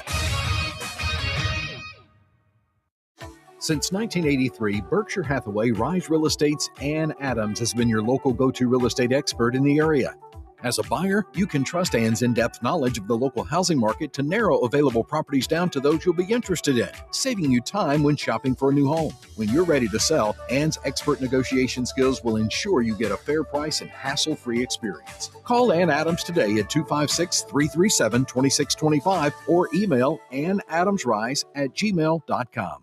I'm Abraham here for Valley Equipment Rental. You know, if you're a contractor installing fences, you need Valley Equipment Rental for augers of all sizes. And if you need a forklift to get those shingles up high on a roof, Valley Equipment has 10K lifts that reach to 56 feet. Valley also has tow-behind lifts that have a working height of 35 to 55 feet as well for power washing those two-story homes or doing whatever else you need to do. Lifts, forklifts, tow-behind lifts, 35 feet and up. They have your lift at Valley Equipment Rental. 2 locations, North and South Parkway. Valley Equipment Rental. It's softball time in Alabama, and the best place for your travel softball team is to play with USSSA Softball. Not only for the best travel team tournaments, but for recreational softball tournaments all around the area, as well for your high school level softball team. Plus, the USSSA National Championship this year is at the Gulf Shore and Orange Beach and the Foley Softball Complex. Now, for more information, visit alfastpitch.uSSSA.com. That's alfastpitch.uSSSA.com.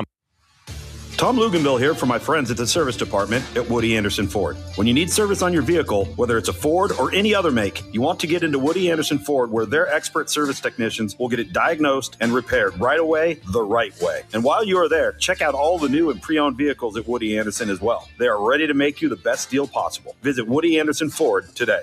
Woody Anderson Ford on Jordan Lane in Huntsville, Hughes Road in Madison, and online at WoodyAndersonFord.com.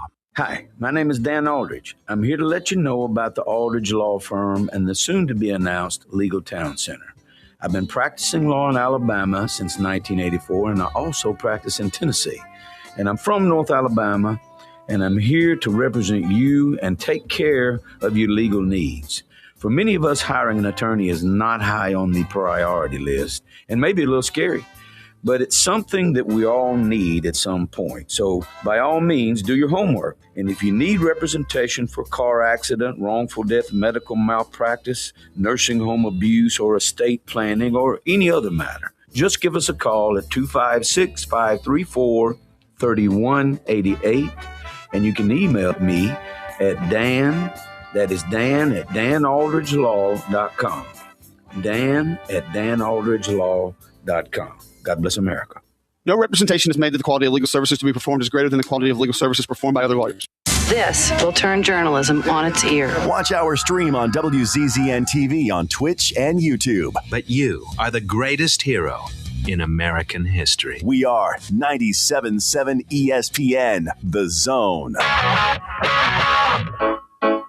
I see a little silhouette of a man. So we just had Nathan King join us on the Neighbors Wealth Management Hotline, and we talked about Gus Malzahn retiring, Florida State then obviously going in-house, staying in-house. Tim Harris Jr.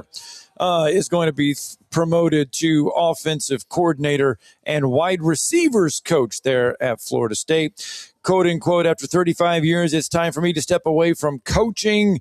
I'm excited to spend more time with my family and focus on the next chapter of my life. I want to thank Coach Norvell for giving me the opportunity to coach at such a prestigious program. I'll continue to follow Florida State, and I believe great things are ahead for the program under Coach Norvell's leadership and for the offense under Tim Harris, end quote. That was former Auburn head coach Gus Malzahn announcing his retirement just a short time ago there at Florida State. 256-576-4977. That's the number to the phone lines. You can join us this morning. Let's get out there. Pat from Tuscaloosa is with us. Good morning, Pat. Good morning, Pat.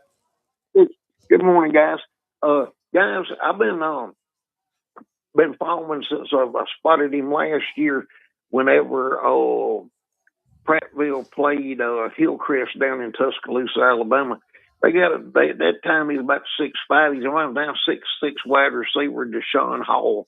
And back then, and nobody wanted him. He had one offer.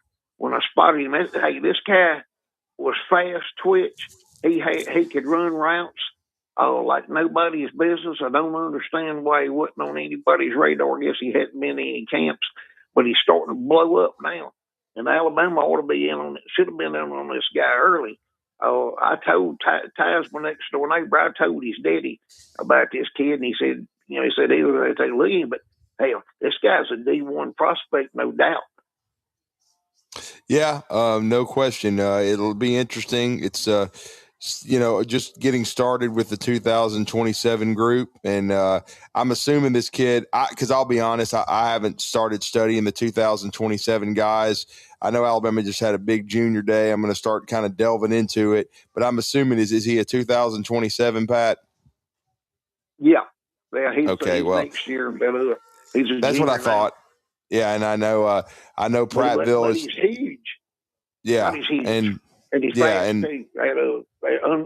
In person, unbelievably fast, Drew. I haven't seen a prospect as a receiver in person like this in some time. Mm-hmm.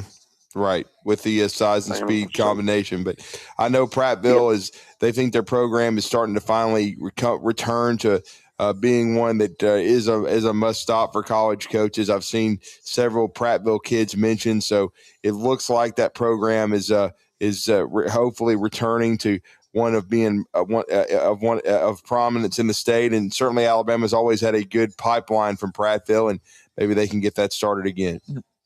Yeah. Prattville had a good kicker, and they had another receiver too. Because they beat them like a stepchild. They beat poor Tuscaloosa boys. But Tuscaloosa have a fantastic soccer team. Hey, anyway, you have a blessed afternoon. I just wanted to tell you about Deshaun Hall that he was going to be one for to follow here in Alabama. No doubt. Appreciate it, man. All right, thanks, Pat. All right, let's get one more in real fast. Hot Rod is with us. Good morning, Hot Rod. What's up, Hot Rod? How are you, man? Hey, I'm doing pretty good. Drew, I was listening to all your list of names that you was naming of the Hustle Times, and that was a pretty impressive list. The only person you missed out on was Ronnie White. He was. The NASCAR rider. Right, you're right. Did a lot for the Huntsville. Did a lot of riding at the Huntsville Speedway. Yeah, over the days. He was Mr. NASCAR in Huntsville. You're right. Yep. And but I was going to just say that I was going to pay homage to Philip Marshall. I worked there at the newspaper for with him, before he left for Auburn undercover. And I remember when he left, and Philip was just a good guy, and I always enjoyed working with those guys. And back in the day, the paper was a neat little family. Everybody was pretty tight with each other. So I was just going to say, just pay my respects to Philip. So. And then Mark McCarter came in after, a lot of those guys had been there, and he covered the Huntsville Stars like no other. And he also helped Ronnie White with NASCAR. He had a lot of relationships built there. But as far as baseball and being a historian, Mark McCarter, and he's recently retired from the media business and retired from UAH, but he's written books about baseball. There was nobody more ingrained in professional baseball, and especially with the Huntsville Stars being here at the time, than Mark McCarter. And then you mentioned Mike Easterling. Of course, his father, Bill Easterling, had a lot to do with the sports department way back in the day as well. A lot of these guys, and just like I said with Benny Marshall Phillips' father, a lot of these guys followed their dads into the business. All right, 8:32. Let's get a break in. When we come back, we've got to go back out to the Neighbors Wealth Management Hotline. We shall. Kevin Brockway will join us. We'll recap Florida's win over Alabama. It wasn't a win. It was an evisceration and a beatdown. We'll recap all of that inside the O'Connell humiliation Center. and embarrassment. Next, that's what it was with Kevin Brockway.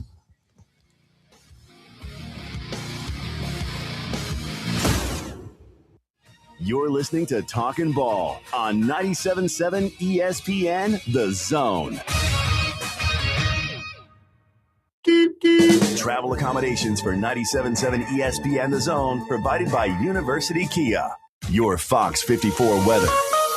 I'm Fox 54 meteorologist Emily Owen. Expect to see increasing clouds heading into this Monday night. Low temperature is going to be falling into the lower 30s for the overnight. Heading into our Tuesday afternoon, high temperatures warm into the mid-50s. Expect to see a cloudy sky, and rain chances will increase throughout the day on Tuesday as well. Your Fox 54 weather, only on 97.7 ESPN, The Zone.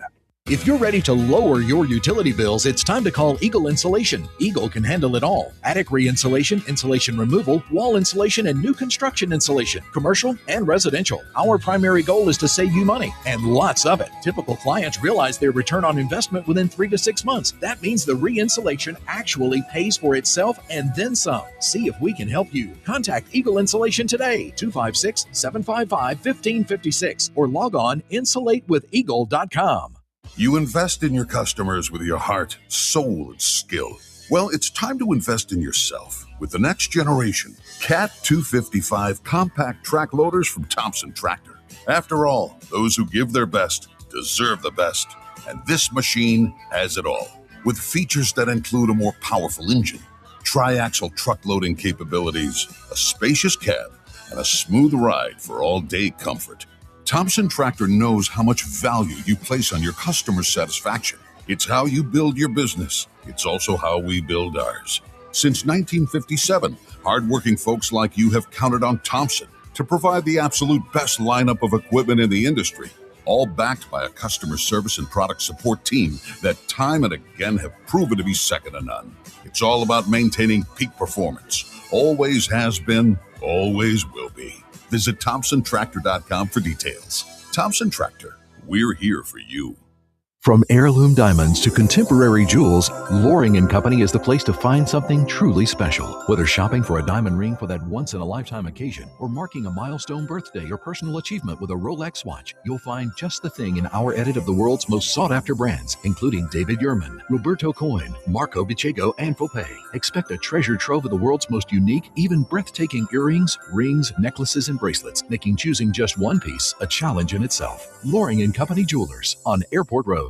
Normally, when you call a roofing company, all you hear is you need a new roof, not when you call Fleming Roofing and Restoration. Since 1965, the folks at Fleming have been focused on what you need, whether it's an easy repair or a full roof replacement, commercial or residential. And when it comes to storm damage, you want Fleming on your side. They know all the ins and outs of insurance claims and will guide you through the entire process. Log on FlemingHSV.com and book your free estimate today. Fleming Roofing and Restoration. We show up. SportsMed is the official team physicians of the Rocket City Trash Pandas. And if the pros trust SportsMed, you can too. SportsMed provides every service you might need for complete orthopedic care, specializing in orthopedic surgery, sports medicine, joint replacement, spine surgery, neurosurgery, and podiatry. And they offer their own brace shop, in-house full-body MRI, physical therapy, walk-in clinic, and so much more. 4 locations and on the web at sportsmedalabama.com. Talkin Ball with Scott Tyson and Drew DeArmond. Weekday mornings beginning at 7 a.m. only on 97.7 ESPN and the 97.7 ESPN The Zone app.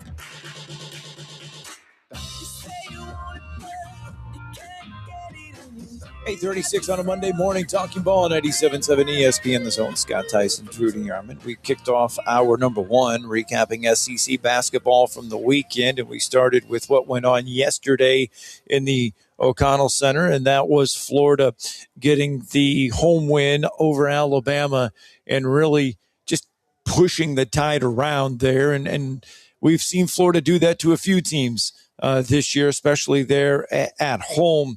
And Florida looking, and we thought Florida was one of the best teams in the SEC, and boy, they showed it yesterday. Small speed bump at home against Auburn, but they certainly ran over Alabama, and Todd Golden backed up his promise to beat Alabama anyway, even with Charles Bediako. They've dominated Alabama the last 5 times they've played them, and I think they're the best team in the SEC. I thought at the midway point last year, and I know we talked to Kevin Brockway at that time, that Florida was the best team in the country, and they backed it up and won the national championship. I certainly think they're going to be among the handful of teams that are capable of winning it if they continue to trend in this direction with their guard play improving, and Boogie Flan may have had his best all-around game in a Gator uniform yesterday. Yeah. But it's always great to talk to Kevin Brockway, who's carved out some time. He's with the Gainesville Sun and the Gannett News Service in the state of Florida, covering Gators athletics, and he's with us now. Kevin, I hope you had a Merry Christmas and a Happy New Year. Welcome back to the show. Thank you for your patience. How are you this morning? I'm good, yes. Quite an impressive performance by Florida, really locked in from start to finish, and I guess motivated to kind of back up that guarantee that Todd said. All right, hey, guys, can we get a better connection there with Kevin? Yeah, I think if he's on Zoom, it's a little bit dicey, and of course that's sometimes here. Sometimes we have a little bit of a dicey. Yeah, connection. We need to get a different phone call there with. Okay, yeah, let's get a different one there with Kevin, and let us know when we get him back, because that was a little hard there. But obviously, I mean, he's going to start off by talking about the fact that, I mean, Florida made a point yesterday from the very beginning, and you could watch how that game – it's fun to watch how game plans unfold in college basketball, and you could tell Florida's game plan right out of the gates was to get that ball in the paint to Condon and let him do the work. He's a very special, and he's a talented player. Yeah. Absolutely. And we'll try to get him back on the Neighbors Wealth Management hotline. And get him back get him back with us. But yeah, I mean, Florida had a great game plan, no doubt about it, and no question that they wanted to establish dominance inside. They had 72 points in the paint, which is just historic. It's one of the best performances in Florida history. Florida had 2 turnovers.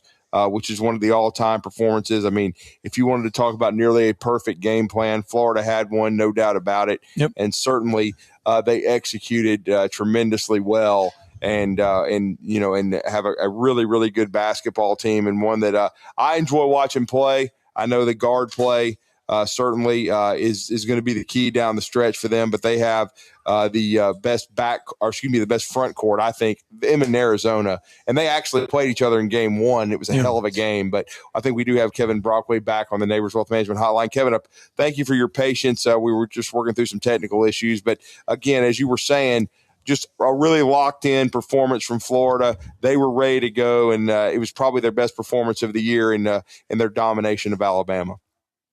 Yeah, really from start to finish, and I think it started on the defensive end, points off turnovers, and taking care of the basketball, too. Only 2 turnovers the whole game. Really kind of set the tone early on, the points off turnovers for sure.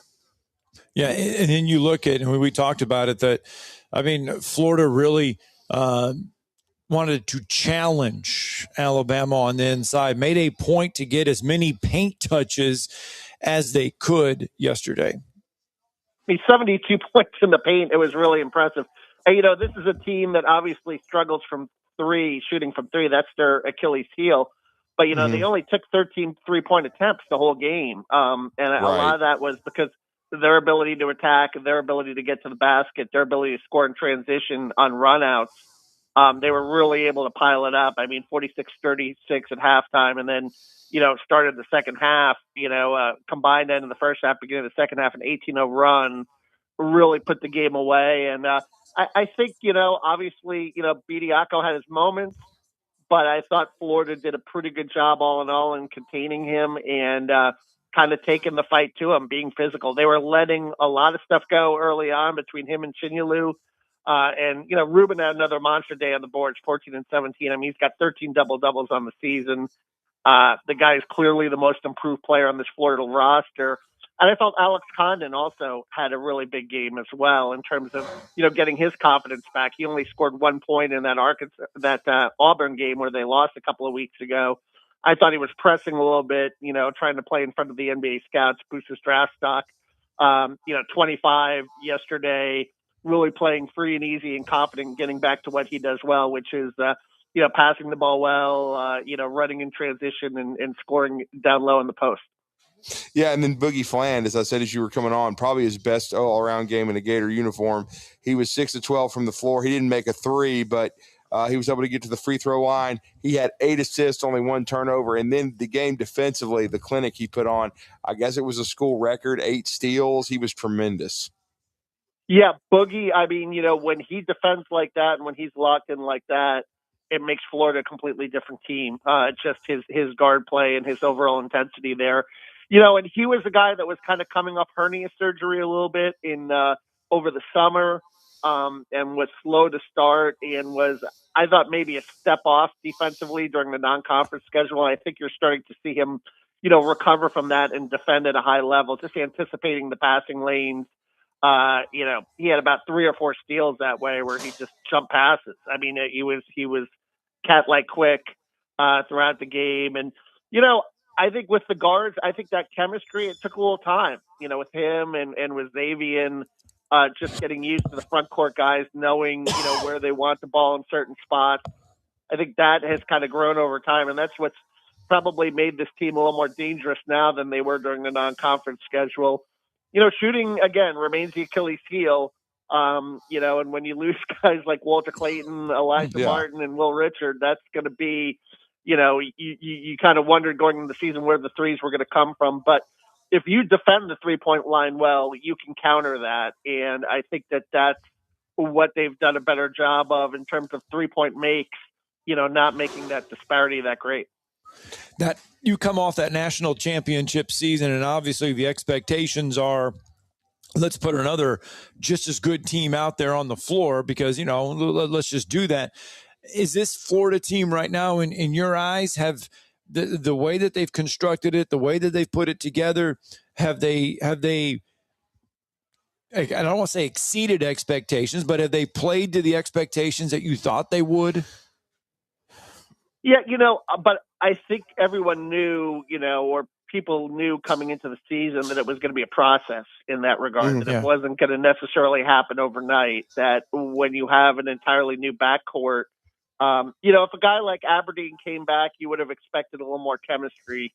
But I think with the new guys, you had to give it time to kind of come together, and it's starting to come together now in terms of how they're, how they know each other on the floor, where Boogie can find certain guys when he's running the point, where Xavier can find certain guys running the point.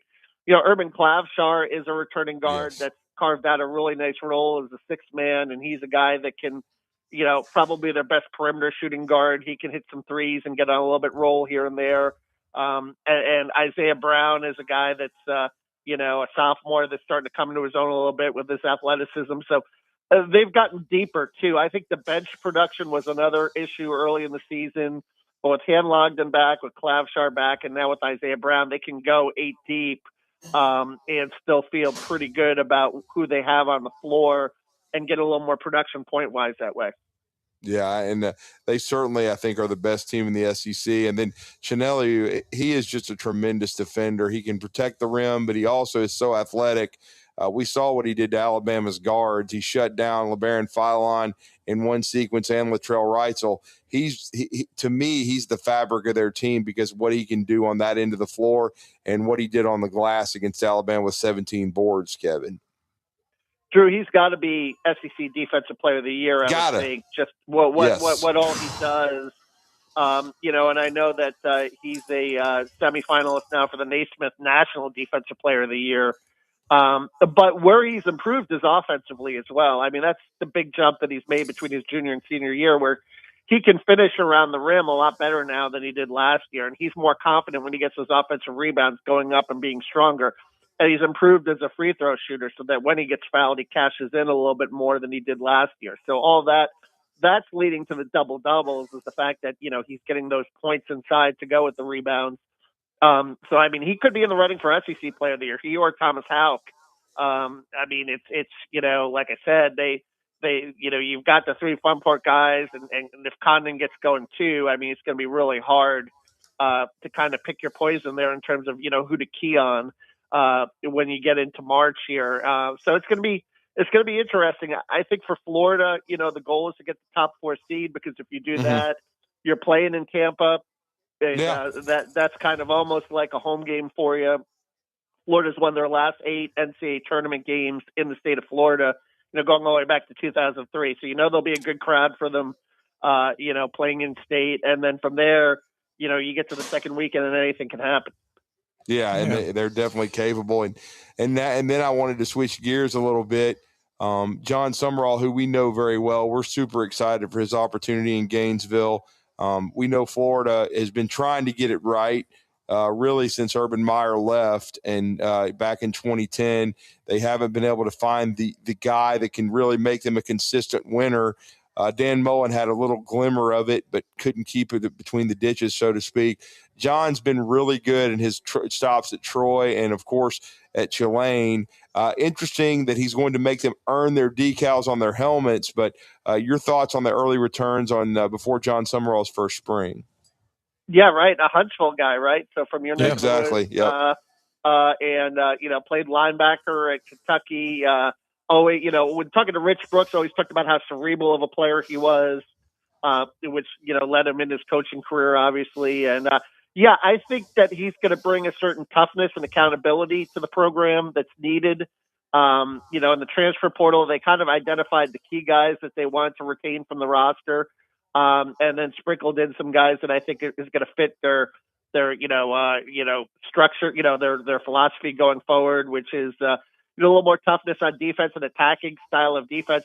An interesting guy, right, from Jacksonville State, Obachadu, the edge rusher.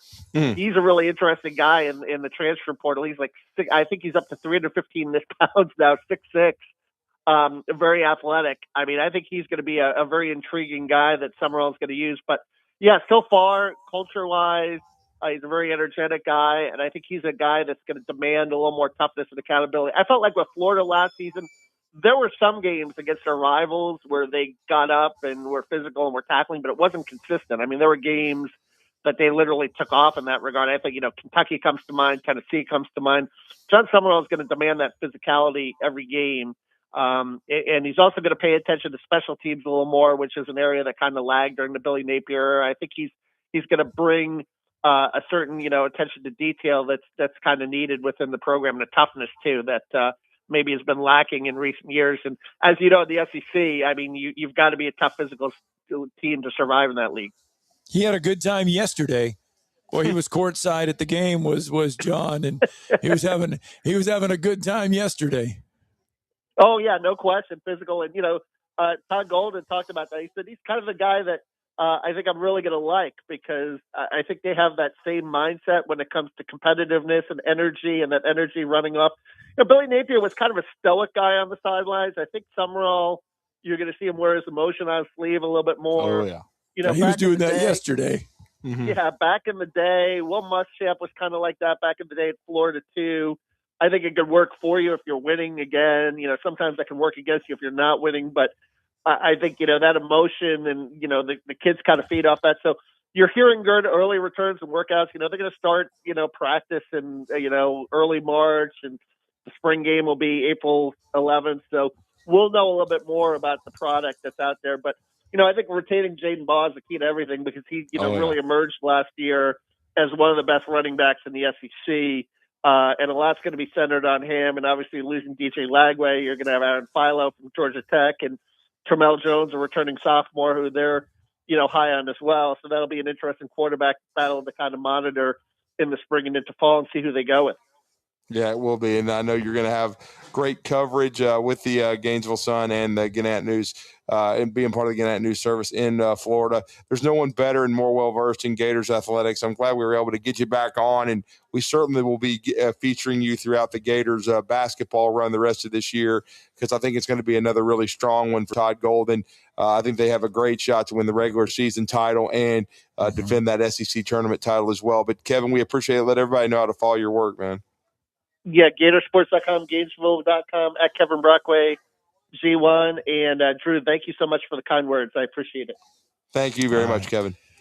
Let's get a break in. Let's wrap up hour number 2 when we return. Talking Ball, 97.7 ESPN The Zone. You're listening to Talkin Ball on 97.7 ESPN The Zone. The crimson and white jerseys. Front court to the rack and the play. The sound of a buzzer beater. Got it to go as the buzzer sounds. The Roll Tide chant from the crowd. It can only be Alabama basketball. Join the Alabama Crimson Tide right here on your home for Alabama basketball. Listen to Alabama basketball all season long on 97.7 ESPN The Zone. Basketball fans, get ready as the Conference USA Basketball Tournament is set to return to the Rocket City and Probst Arena March 10th through 14th, featuring 20 men's and women's basketball teams playing 18 games with Conference USA titles and NCAA automatic bids on the line. It's 5 days of exciting hoops action at BBC Probst Arena. Jump into the action by getting your tickets now by visiting Ticketmaster.com. And we'll see you inside the BBC March 10th through the 14th. Come find out who will be putting on their dancing shoes. Hey, I'm Bobby White, now with Lynn Layton Ford in Decatur, where we're jump-starting January with low rates, low payments, and low prices on a great selection of new Fords. Right now, you can get 2.9% financing for 60 months, plus $2,000 customer cash on 25 F-150s, or choose $4,000 in total rebates instead. We've got new 25 Explorers with 2.9% APR for 60 months, plus $1,500 in total cash. Get 4.9% financing for 60 months on your choice of any new 25 Ford Bronco. Or choose a $2,000 customer cash bonus to get a new 25 Bronco Sport starting at under $29,000. And there's never any hidden markups or dock fees. We hope to see you soon at Lynn Layton Ford, right in the heart of Ford country, just a mile south of the Beltline in Decatur, or online anytime at lynnlaytonford.com. All offers on select new Ford models with your good credit. Bronco Sport stock number example 27715T. See us for all the details. Specializing in simple and affordable rentals, McCurry Van and Car Rental can make sure you have just the right vehicle for your next family vacation, weekend getaway, or if you just need transportation while your vehicle is being repaired. McCurry carries Ford Transit vans and Mercedes Sprinter vans, trucks and work vans, and more. And they offer discounted rental rates for long-term rentals. Now with 4 locations: Athens, Muscle Shoals, Coleman, and Huntsville. Log on McCurryRentals.com to make your reservation now. That's McCurryRentals.com. This segment of Talkin Ball is brought to you by University Kia, the #1 volume Kia dealer in the state of Alabama. Located online at universitykia.com. Sipping on straight chlorine, let the vibe slide over me. This beat is a chemical. Weed is a chemical. When the leaf don't save my seed, I'll be back when it's all complete. The moment is medical. Just about done with hour number 2 here on Talking Ball, 97.7 ESPN The Zone. Scott Tyson, Drew DeArmond, and coming up at 9:20, little earth there. Jimmy Stein's going to join us. Going to talk a little Alabama basketball, a little Alabama football. That'll headline hour number 3 here on Talking Ball. Got a lot of other stuff to get through as well. There is, we do have to start setting the table for Super Bowl 60. Because that will be on Sunday. So we'll start setting the table for that. Yep. And got some college football news and notes. LSU, Ole Miss.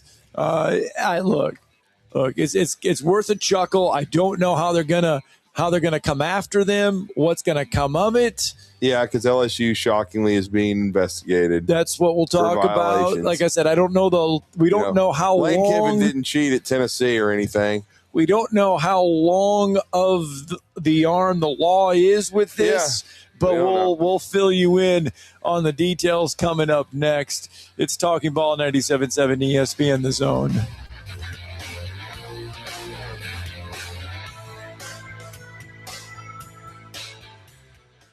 Brian Bellamy State Farm Insurance, located in the Rosie's Shopping Plaza, strives to help customers find the best auto insurance, home insurance, life insurance, and more. No matter where you are in life, Brian Bellamy State Farm Insurance is here to help you find your best insurance and retirement needs. You can find them on the web at brianbellamyagency.com or call them at 256-539-7530. Brian Bellamy State Farm Insurance is a proud supporter of UAH Athletics and reminds everyone to go Chargers. Brian Bellamy State Farm, here to help life go right. Injured in a car accident? Get the help you need. I'm Morris Lilienthal, a personal injury lawyer right here in Huntsville. I've personally helped over 4,000 clients with their injury claims. My firm, Martinson & Beeson, has been helping clients for over 80 years, and we have received over 300 5-star Google reviews. We know that injuries and accidents can be life-changing, and I'm here to help you navigate the entire process. Get in touch with me right now by visiting morristheattorney.com. There's no charge for our meeting. Again, that's morristheattorney.com. I look forward to helping you. No representation is made. The quality of legal services to be performed is greater than the quality of legal services performed by the lawyer. The Rich Eisen Show.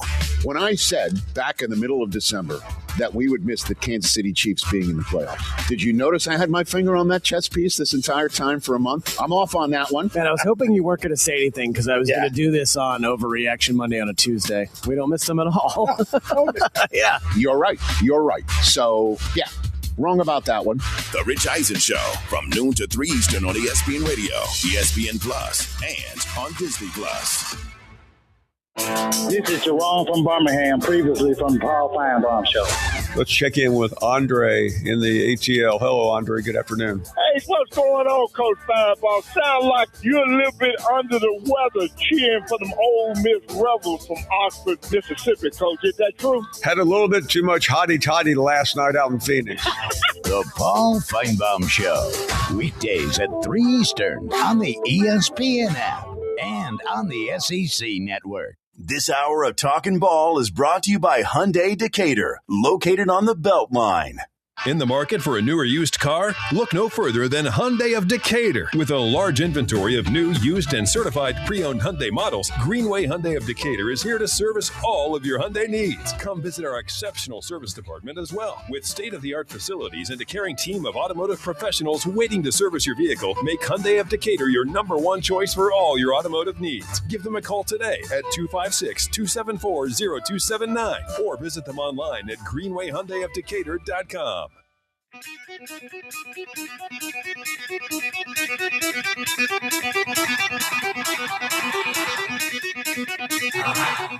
Welcome to Talkin Ball with Scott Tyson and Drew DeArmond. Call into the Neighbors Wealth Management Hotline now, 256-576-4977. That's 256-576-4977. Now, here's Scott and Drew. Hour 3. Talking Ball, 97.7 ESPN The Zone. Scott Tyson, Drew DeArmond. Welcome in to hour number 3 of the show. And we mentioned it. By the way, 256-576-4977 if you'd like to join the show. Does everybody know what the College Sports Commission is?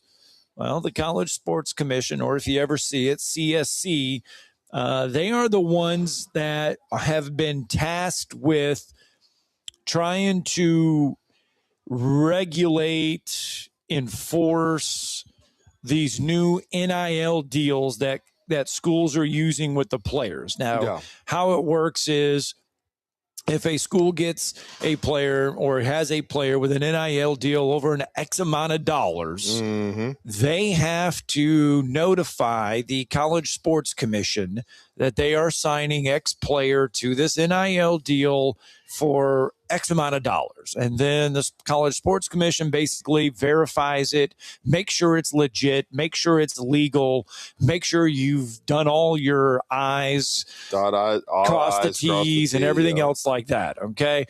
And they're the ones that if a deal is worth more than what it's supposed to be, or if it doesn't follow the guidelines, they're the ones that are supposed to bring the hammer down, not the NCAA. This is the College Sports Commission. This is a branch of that, or this is what came out of all these things. Well, anyway, the College Sports Commission has started an inquiry over potential violations of rules related to unreported LSU player compensation. Now, what they're saying is that whether a member of one of LSU sports teams, football, failed to report one or more third-party name, image, and likeness deals in accordance with applicable rules. So, in other words, LSU is being investigated. Shocked. I don't even know if anything will come of it. It may be about as toothless as the NCAA, but, you know, who knows? Well, the note that was sent to LSU did come 8 days after Yahoo Sports put it out there that LSU proposed contract of $3.5 million between LSU's multimedia rights partner and Cincinnati transfer Brendan Sorsby, who ended up signing with Texas Tech. Yeah, no telling what Texas Tech is giving them to lose in the playoffs. I mean, who knows? I mean, because as much talking as some of the Texas Tech people have done, they didn't have a year any better than Alabama. Right. I don't care. I mean, they got beat 23-0 by Oregon in the playoffs. They looked inept. The only reason they're winning the Big 12 is because Oklahoma and Texas left, and everybody knows it. So, I mean, they could, they've got some, a billionaire basically buying players in every sport, but that's great. How many trophies do you have? You lost the softball series and choked. You didn't win that.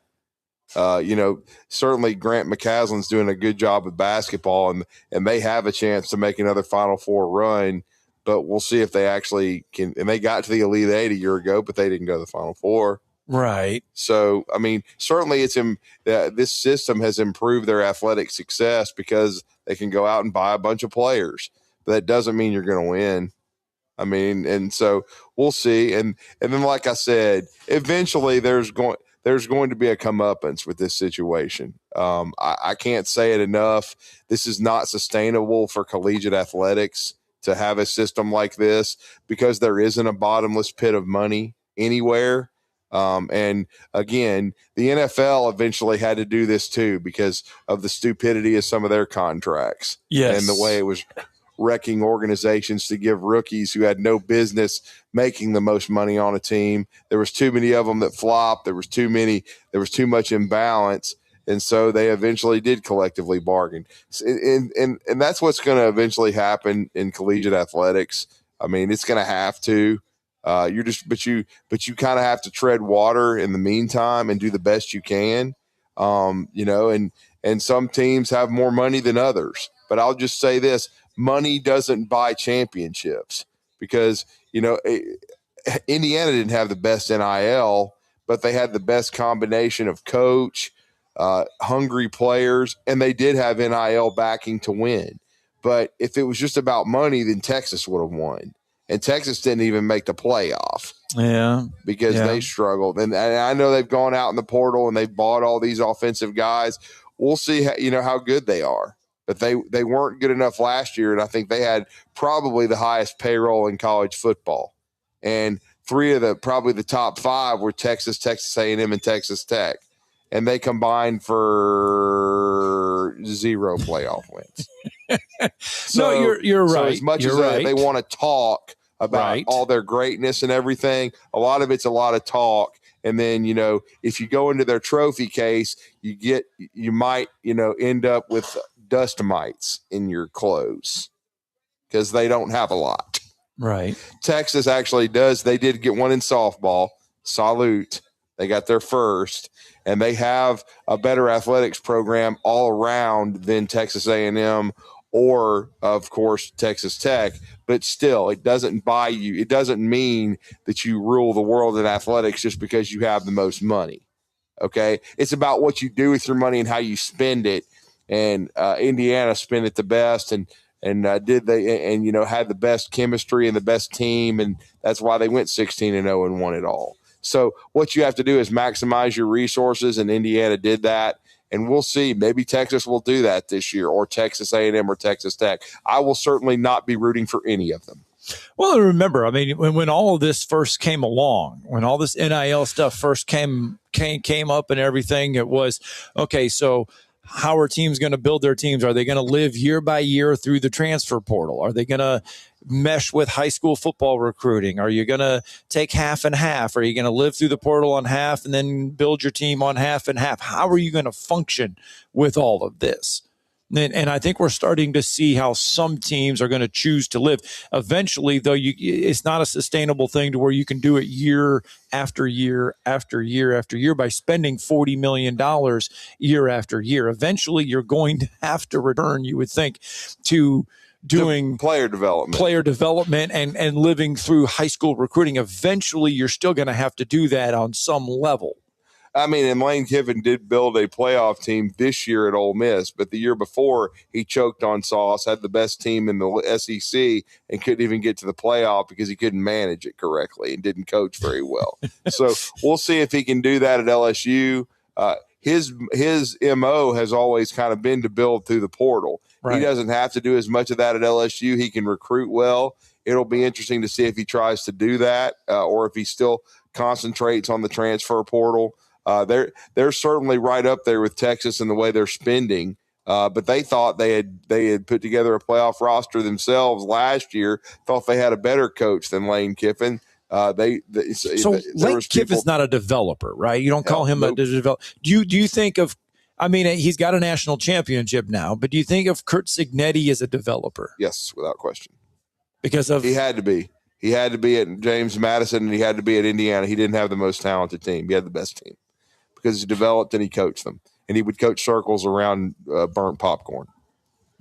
I'm just telling you, if you gave Curt Cignetti that Ole Miss team last year, they'd have beat the living hell out of everybody and won the national championship. But burnt popcorn didn't. He couldn't even get them to the playoffs. And if his general manager hadn't found Trinidad Chambliss, I don't think burnt popcorn would have got this Ole Miss team to the playoff either. They would have gagged their way out of it because I think he's one of the most overrated coaches in college football. Lane Kiffin. And I'm going to die on the hill. I'm never going to say something different because I don't care that he coached the team to one loss this year. Right. Even the sun shines on a dog's ass one day. Right. Okay. But he didn't win the playoff games. Pete Golding did. for all I know, Lane would have gone out there and choked the first one away. So he certainly choked away a lead against Georgia that they should have won in Athens because he couldn't hold a 9-point lead. And then Pete Golding comes back and beats Georgia in the Sugar Bowl. Lane probably would have choked that game away. His track record says he would have. What's his track record? Said he's done anything. He's got 2 trophies or something from Florida Atlantic. Congrats. Who cares?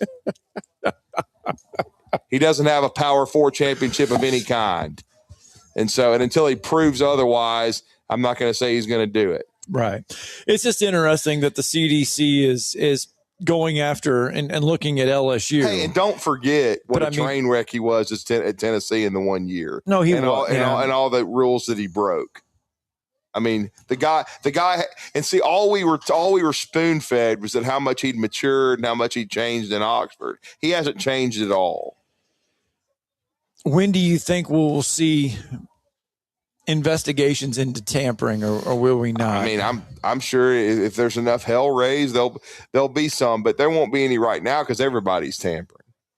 I mean, because that's the system we're in right now. Pete Golding's tampering as much as Lane Kiffin, and I give Pete 3 years; he'll be a defensive coordinator somewhere else. But I mean, we'll see. I just don't think he's a head coach. He may prove me wrong. And if he does, he does. How much credit do you think? I don't want to say credit, but how much do you think Pete Golding has earned with that little playoff run that he had with LSU? How much? I mean, does that give him 3 years because of what he did there, or is because it's 2 years now? And if it's bad, we see coaches getting done in 2 years. I mean, if they have another good year this year and he can get back to the playoff, it may buy him some equity. Yeah. But if they go back to being 8-4 and they implode, then all that'll be talked about is, is he the long-term answer? And then again, he'd be gone in another 3 years. All right, 9-11. Let's get a break in. Let's get one in here real fast. 256-576-4977. That's the number to the phone lines. You can join us for a few minutes here. When we get back, it's Talking Ball live from Bill Penney Toyota Service Department.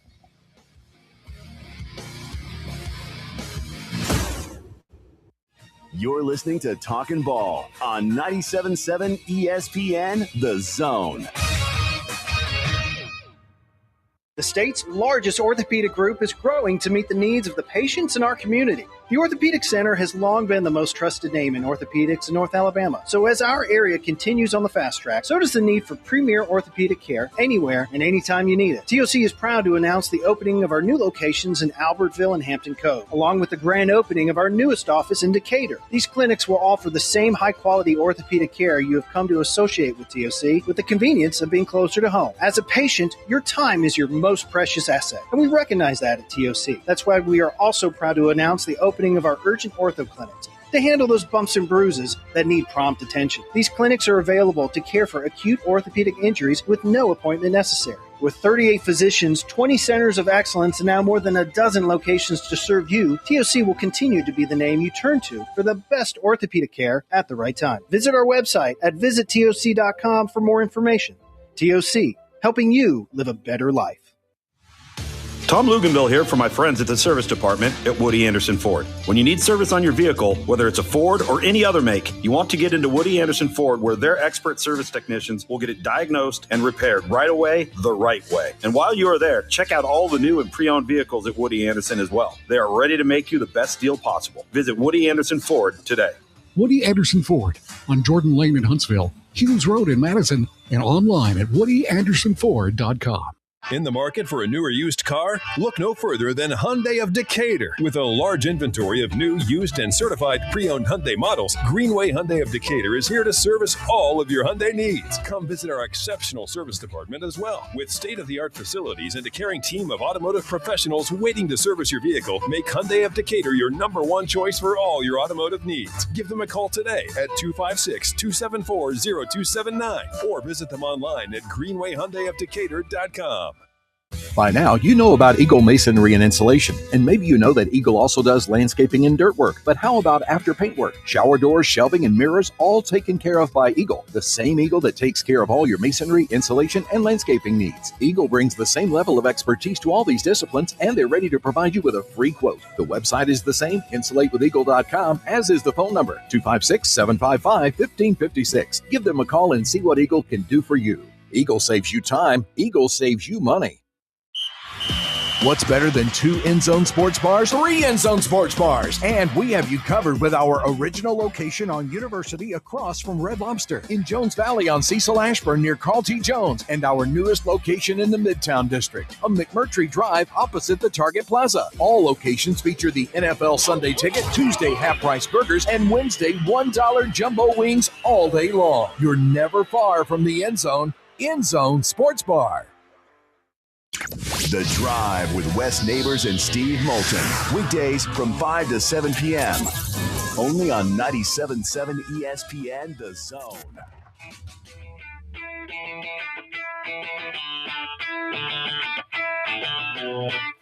$9:15. Welcome back. Talking Ball, 97.7 ESPN The Zone. Scott Tyson, Rudy Arman, and 256-576-4977. You can reach out to us here on a Monday morning. A lot to get through still.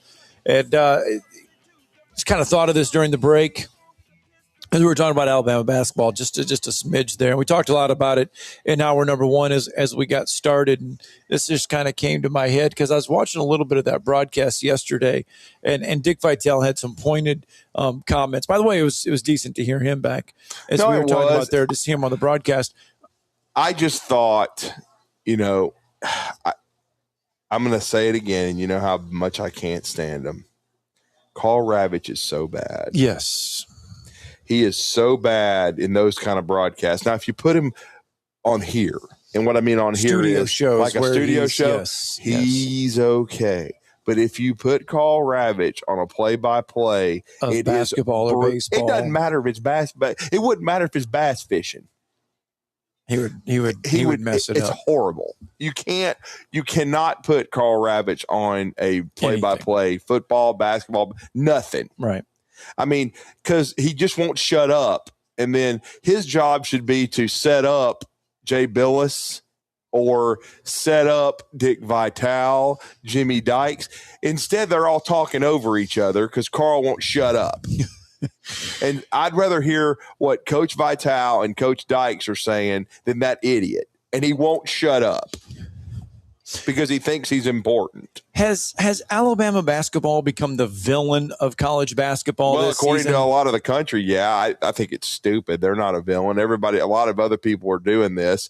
It's just Alabama did it in a different way because Charles had signed a 2-way contract, even though he never appeared in an NBA game. And let me also apologize, because I've been saying James Najee was a first-round pick. In my brain, I keep thinking of the NFL, which is 32 first-round draft choices. In the NBA, it's only 30.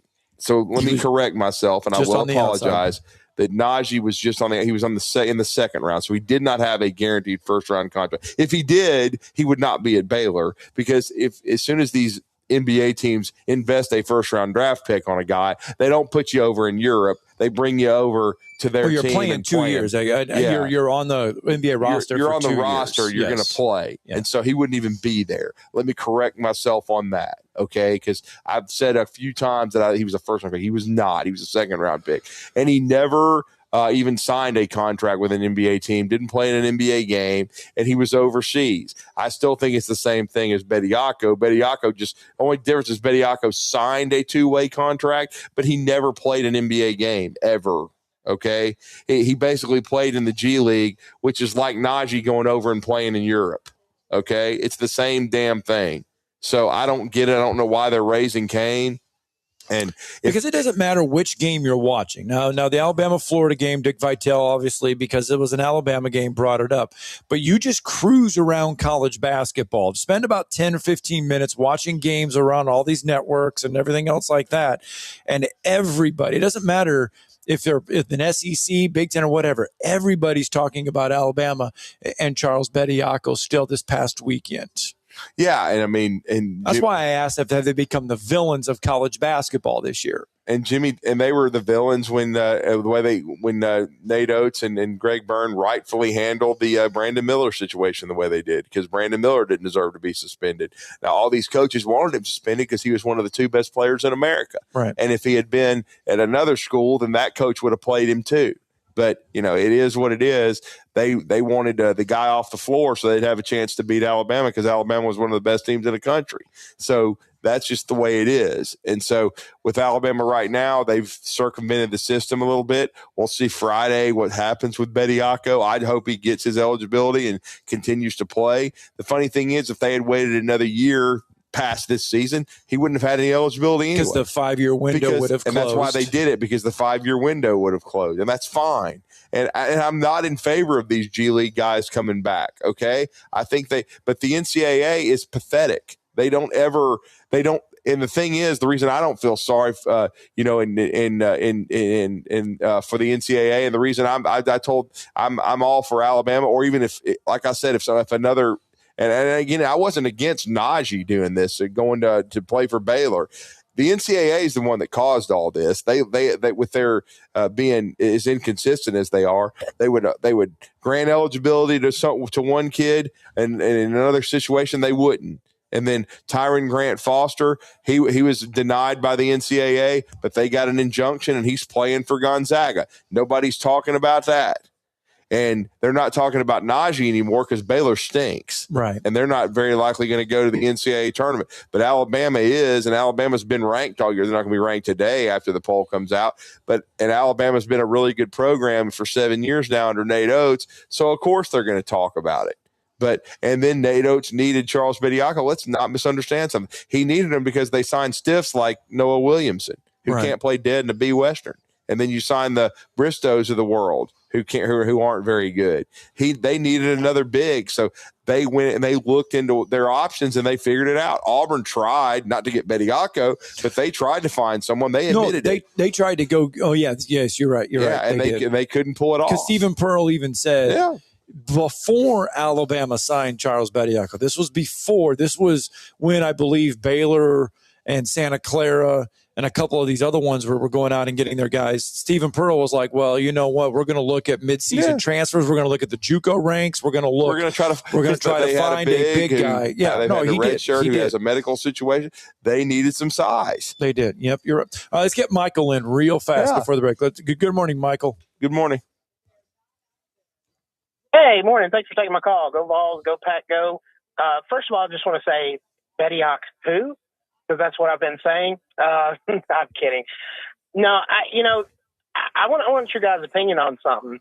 And I know you got to look at Tennessee basketball. They got blowed out by Florida. Then you see Alabama get blowed out by Florida. And in basketball, one night you can do really good. Yep. Next night you can just stink it up. Is it possible that Florida's just that good, or did Tennessee and Alabama just have a bad off night?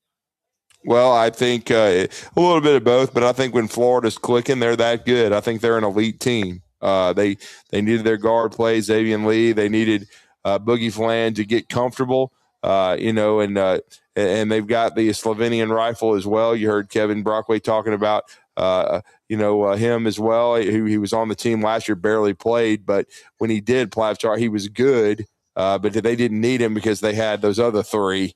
But the guard play for Florida had to stabilize, and they already had a good enough front court. It's about 4 deep, maybe 5 sometimes, and they're just really, really good on the front line. And Florida's record, I've been saying it on the show since the beginning of the college basketball season, was very misleading because they played Duke. They played, Arizona, UConn. They played 3 really good teams and lost 3 really close games. And so they were doing was trying to get comfortable. If they win 2 of those instead of losing all 3, they're in the top 5. Yeah, if they lose 2 of those, we're sitting here thinking Florida. They sure as hell aren't number 19 in the country. Right, that's stupid. Right, okay. It's about as stupid as Buckyball not being ranked, but they'll be ranked before they come to Alabama this week. If you look at Bucky's I think a lot of people are looking at Bucky's non-conference schedule and saying, okay, but they've won enough SEC games; they should have already been ranked. Yeah. These people are stupid; they don't even know what they're watching. So, I mean, but I'm just saying, And then Tennessee kind of the same deal. Nate Ament had to get his feet underneath him, but he's one of the top 10 players in the country. He'll be a top 10 pick in a draft.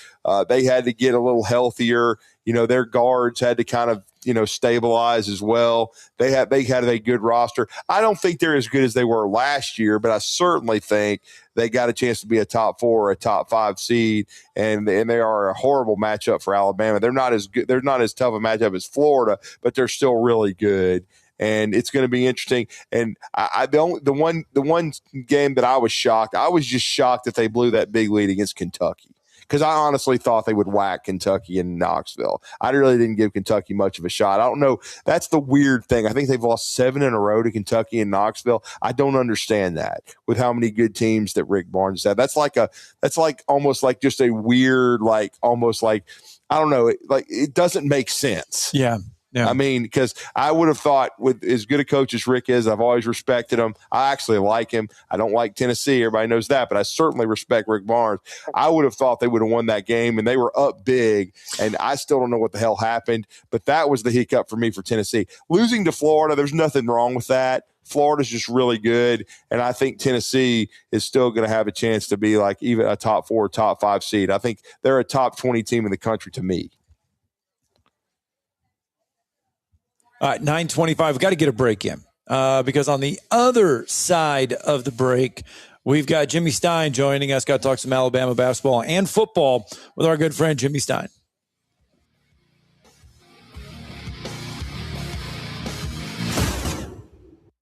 You're listening to Talkin Ball on 97.7 ESPN The Zone. Your Fox 54 weather. I'm Fox 54 meteorologist Emily Owen. Plenty of sunshine in store for us across the Tennessee Valley for this Monday. High temperatures going to be warming into the mid and upper 40s for the afternoon. Heading into Monday night, clouds will begin to increase ahead of the rain we expect to see on Tuesday. Low temperatures falling into the low 30s. Your Fox 54 weather, only on 97.7 ESPN The Zone. It's Larry from Shelby, previously on the Paul Feinbaum Show. Chris Lowe, it has been a bleak fortnight in Alabama. They made progress, but I think the fact that they lost 2 of their last 3 games, money games that everybody remembers, is something that's not going to sit well. The Paul Feinbaum Show, weekdays at 3 Eastern on the ESPN app and on the SEC Network. Where's the best place for sports? What about the best place for wings? If you answered Jefferson's for both, you're right. Jefferson's is also a great place for value. Every Monday, kids eat free with the purchase of an adult meal, and teachers bring your teacher ID, and you eat free every first Tuesday of the month up to $15 at participating locations. Jefferson's, best place for sports, best place for wings. In New Market and Hampton Cove, and our new location, now open in Hartselle at 200 Main Street West, downtown. From heirloom diamonds to contemporary jewels, Loring & Company is the place to find something truly special. Whether shopping for a diamond ring for that once-in-a-lifetime occasion or marking a milestone birthday or personal achievement with a Rolex watch, you'll find just the thing in our edit of the world's most sought-after brands, including David Yurman, Roberto Coin, Marco Bicego, and Fopay. Expect a treasure trove of the world's most unique, even breathtaking earrings, rings, necklaces, and bracelets, making choosing just one piece a challenge in itself. Loring & Company Jewelers on Airport Road.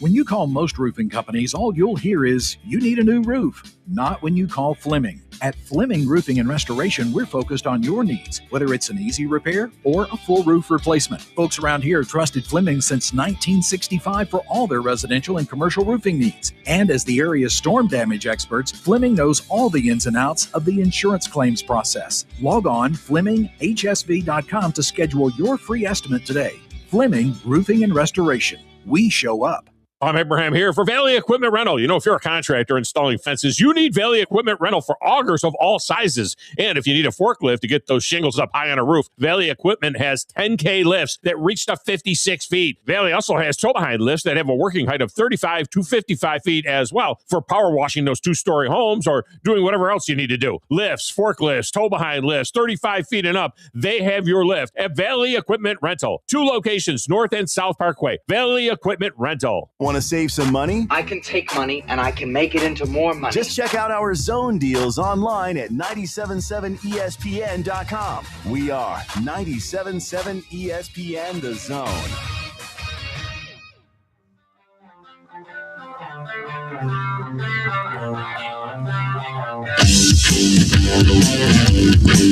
Welcome back, Talkin Ball, 9:29 on a Monday morning. Scott Tyson, Drew DeArmond holding court here inside Bill Penney Toyota Service Department, Monday through Friday, 7 a.m. to 7 p.m. And then on Saturday, 7 a.m. to 5, they can service your vehicles. And kind of recapping a lot of SEC basketball over the weekend.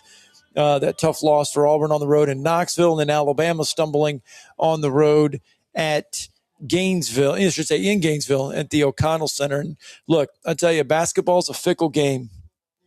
Coaches will tell you it really just comes down to simple things.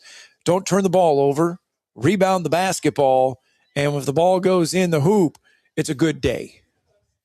Yeah, and it wasn't a good day for Alabama. It was a long one. It was a good first 15 minutes that they competed with Florida, but it's just very difficult, especially over the last 5 games, for Alabama to sustain it for 40 minutes because of the matchup. But we're going to talk some Alabama hoops and football with our next guest, and you can catch him every day, really, with Luke Robinson, my good friend from the AHSAA Radio Network, and that's, of course, Locked On Bama, part of the Locked On Podcast Network, which is the biggest podcast network in the world. He and Jimmy have quite a following.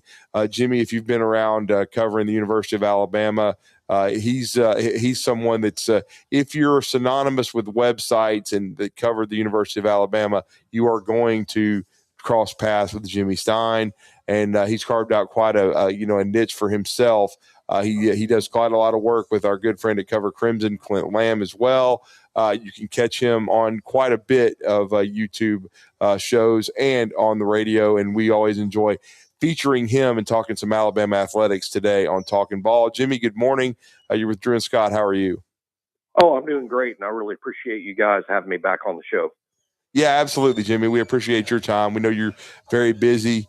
First, let's just start off with basketball. What do we make of this Alabama team? I was super excited about them early. Then they started giving me some vibes of the J.D. Davidson year, which in that particular season, you never knew which Alabama team you were going to get.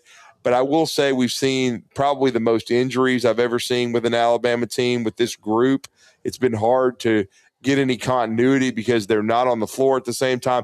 Then, as Scott was saying before you came on, they've kind of become the villain again like they were about 3 years ago when the Brandon Miller situation happened. Now it's with Charles Bediako. But personally, I don't mind it. I love Nate Oates in his stones to he doesn't care about what anybody else thinks. He's going to do it his way, and I appreciate that. But what are your thoughts on this Alabama basketball team right now after, once again, with the struggles against a really good Florida team? Well, on the one hand, I think there's a bit of an overreaction of what happened, yesterday. I mean, and by that, I mean, you get blown out on the road. But who'd you get blown out by? A really good basketball team. I mean, I'm not going to be shocked if Florida, lands back in a Final Four national championship game. I mean, they're really, really good. And sometimes in basketball, you just run into a good team having a great day.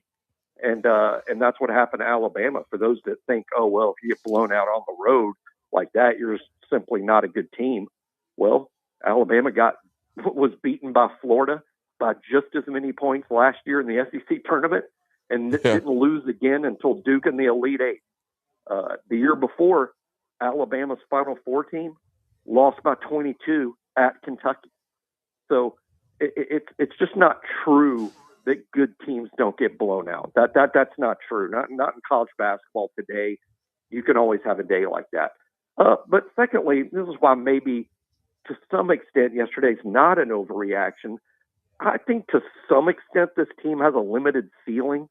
And by that, even before the season started, I didn't feel like this was another Elite Eight type team that I would have been surprised. Now, I certainly would tell you they were capable of that sort of thing, but I thought it would take getting in the tournament and just having some insane shooting nights to beat who you have to beat to get past the Sweet 16 and past the Elite Eight. I just sort of felt like this Alabama team with this roster was a step back, just one step back from what Nate Oates had put on the floor the last 2 years, and that contending to win the SEC was something that they were likely to do, and making the tournament and advancing was something they were likely to do.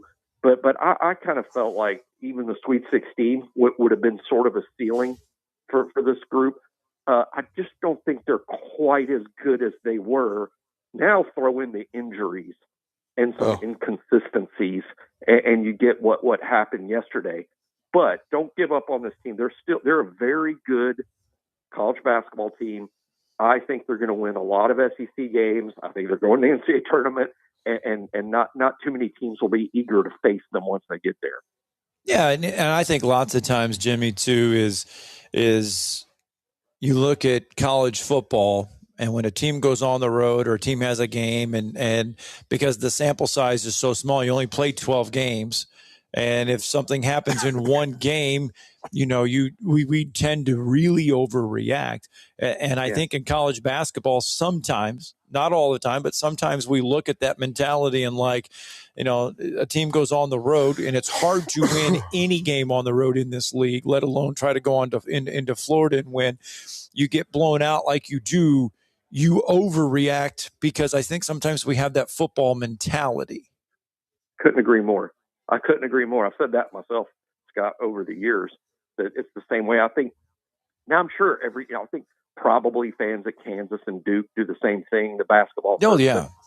But Alabama being, a football first kind of place, every football loss, as we know, is a disaster, right? I mean, every football loss is a disaster. And the second most popular sport at Alabama in terms of attendance, in terms of interest, is men's basketball. And I do think that generally we can overdo the losses. Everything is a disaster. And that's just simply not the case in this sport. The best teams, the very best teams are going to lose, period. And especially on the road. The SEC is tough. I don't think the league is quite as good as it was last year, but it's still very, very difficult to win on the road against really good teams. So there's an overreaction to yesterday.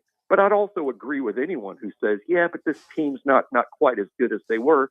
That's probably true, just for those that are frustrated over the fact maybe they're not quite as good.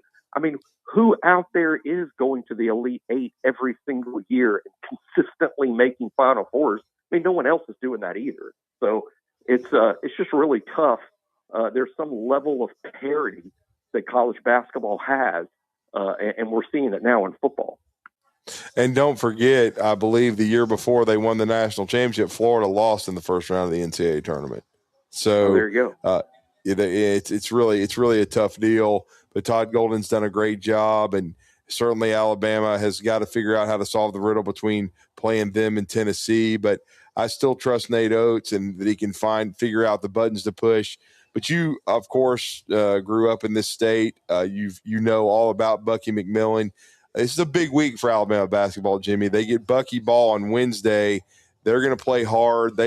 He has definitely maximized what he's been able to do in year one in College Station. And then you go to Auburn, and we know the classic that was in Neville Arena last year to end the regular season with Sears, and that's now a Daniel Moore painting. But Auburn has started to play much better. So this is a big week for Alabama basketball. It really is. And it's going to be, momentum wise, it's going to feel, we just used the word disaster. It is going to feel that way if you go 0-2 this week. It will feel that way. And it might even be in terms of what's the mentality of the team at that point going forward.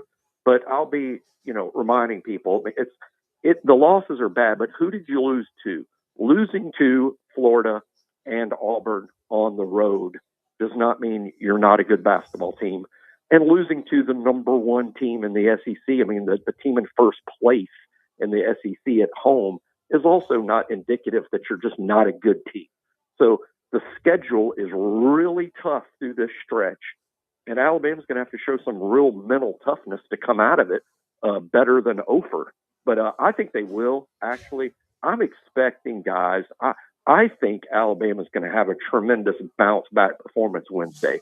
Not going to promise a win to Alabama fans Wednesday because A&M is really good. Bucky's got, a difficult preparation playing a Bucky Ball type team, and it's new for this Alabama group.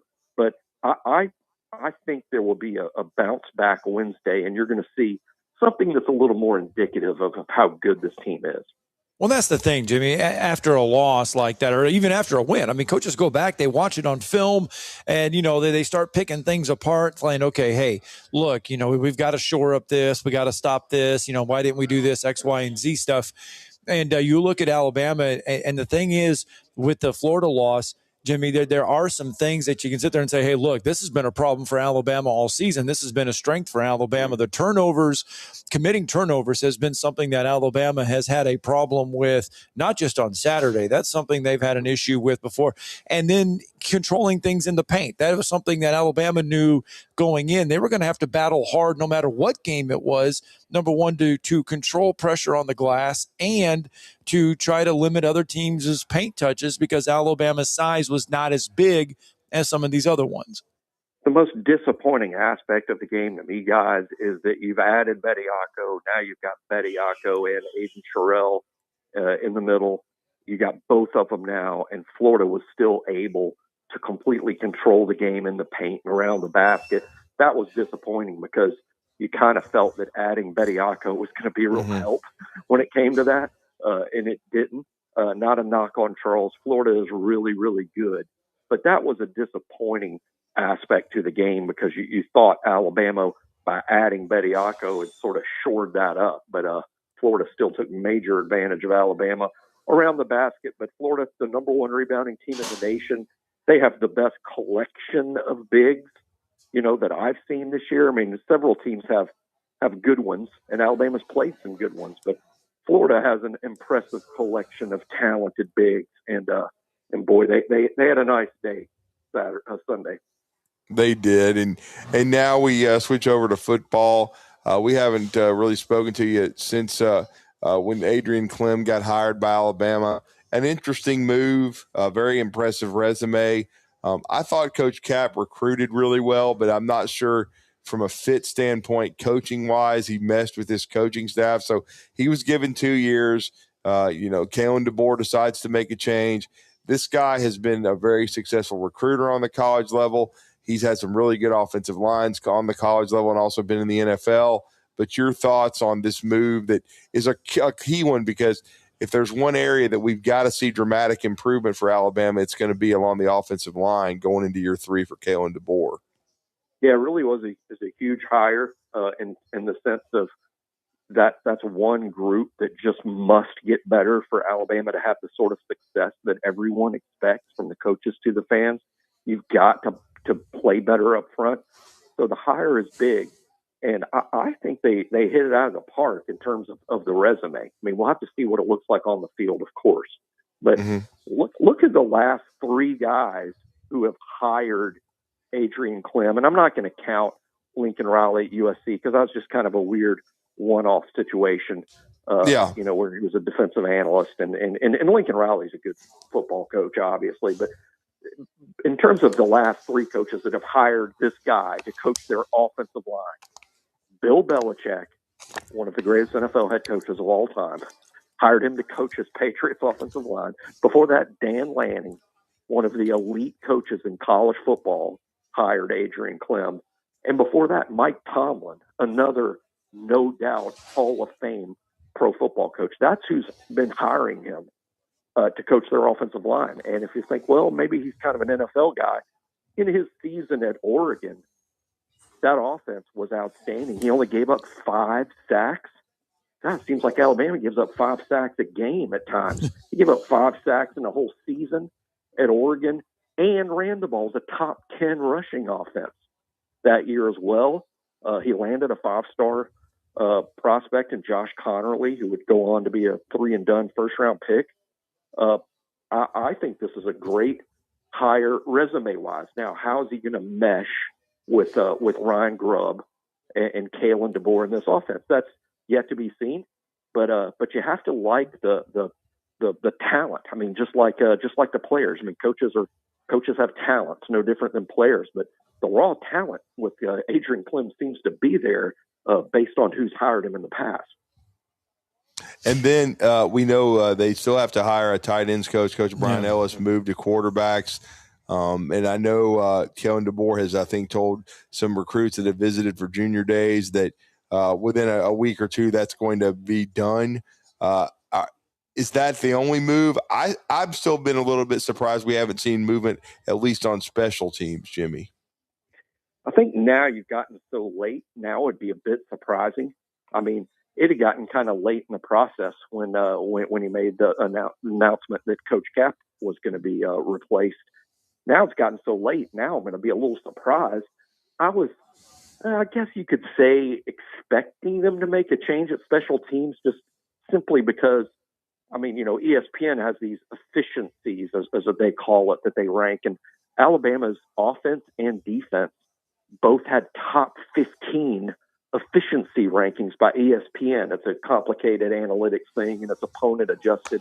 But using the same metrics, they ranked Alabama special teams in the 120s, you know, and there's only, like 136 teams. Yeah. And so based on that alone, I was sort of expecting a change with special teams, and then it hasn't happened yet. So maybe it won't. As we speak, guys, I know there's been no official announcement from Alabama to the start of spring practice, but based on last year's calendar, spring practice should be starting 5 weeks from today, just 35 days away. So I guess now we're getting to the point where I'll be a little surprised if there's additional changes. Well, they may not make a change at special teams coach, but they sure made a change with special teams players. They're retooling that position in the portal. They did. I mean, there's very likely to be a new snapper, a long snapper that they picked up from Syracuse. They signed a kicker from Marshall, who was from Ireland, who's very impressive. They bring in a punter from North Alabama who was record-setting, at UNA, but they also redshirted a punter that they're very high on, and Alex Asparuhoff. So, yes, you're going to have a new snapper, a new kicker, and a new punter. And boy, they could use those changes really. I would say Connor Talty, who stuck around, was kicking it pretty well at the end of the year. So that'll be an interesting battle in terms of, what happens at place kicker with Connor Talty returning, kicking it better. But with Lorcan Quinn, the Marshall transfer, his numbers at Marshall in his first year playing American football were just outstanding. So Connor Talty versus Lorcan Quinn is one of many, many, many interesting spring battles in Tuscaloosa. And let's not also forget, I think the job he did to, help Freddie Roach was underrated. And I think Kane Womack had some work that he did also, but they lost Jamie Mosley to Stanford. And so you would think, especially now with the role analysts play and they can be on the field, there's also an assistant defensive line coach to hire. Sure. And, it really is an NFL model these days for the big budget programs like Alabama, where you have an assistant coach who also has an assistant working for him, at that spot. Mm-hmm. Jamie Mosley had been that for Freddie Roach. And I'll tell you, we don't get to see a lot of practice in the media, but we do get to see a little bit. And I can just tell you guys, from watching the defensive line the last couple of years at Alabama practice, when Jamie Mosley's running that group, I'm just saying I'm not surprised at all to see him named, defensive line coach at a Power 4 school. He absolutely looks the part on the field and just looks, in command for what amounted to a second lieutenant at Alabama. So I'm just not surprised at all. And of course, anything that the Mosley family achieves shouldn't be a surprise based on, the kind of career his older brother CJ had at Alabama and in the NFL. And now my final question for you. They added another piece this weekend, and you follow recruiting as closely as anyone. I've certainly followed it closely. I remember about 3 years ago when Khalifa Keith came out with Parker, had a great senior year, went to Tennessee. He was added to the running back room. I know they needed depth guys, But overall, talk about that addition, and then your thoughts on the portal class as a whole. Yeah, well, it's definitely the way I see it is it's more of a depth addition than anything else. You had 6 guys last year. Now Khalifa Keith makes for 6 scholarship running backs again, so you have the same number that you had last year. This was sort of akin to bringing in Draylon Washington like they did a year ago from Lafayette. Very similar in that way, in the sense that I don't think when they signed Washington, it was with the idea that he would compete for the RB1 job. And I will be surprised if Keith is in that conversation. But hey, if you got a guy that's 6'1", 235 with some college experience at Tennessee and Appalachian State, and he's your RB5 or 6, and he's on the scout team, you've improved your 105. That's the number of players you can have on the roster. Improving the 105 is important. Maybe it's not quite as important as improving your 1 through 22, your starters, but it is important. The better players you have at practice and on the scout team, the better prepared your 1 through 22 will be. And I think this is a good depth pickup. And now you've got a veteran, older kid that's on the roster in case of injuries to the guys you expect to be at the top of the running back food chain, like Daniel Hill, like A.K. Deere, like E.J. Crowell. So I think in that sense it was a good add. I think the portal class, on the one hand, could have been better. It was, a little disappointing to finish in second for some kids. But I do think that they did make some additions. They completely rebuilt the offensive line. They completely rebuilt the depth on the defensive line.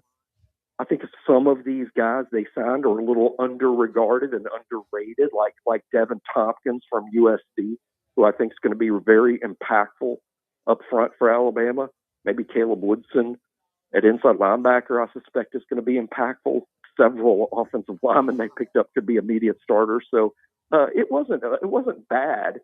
The ranking, no one should pay much attention to those transfer portal rankings. I'm not taking a shot at any of the companies that do that, because I read them myself and enjoy them. It's just an impossible task to rank literally thousands of kids in a short period of time.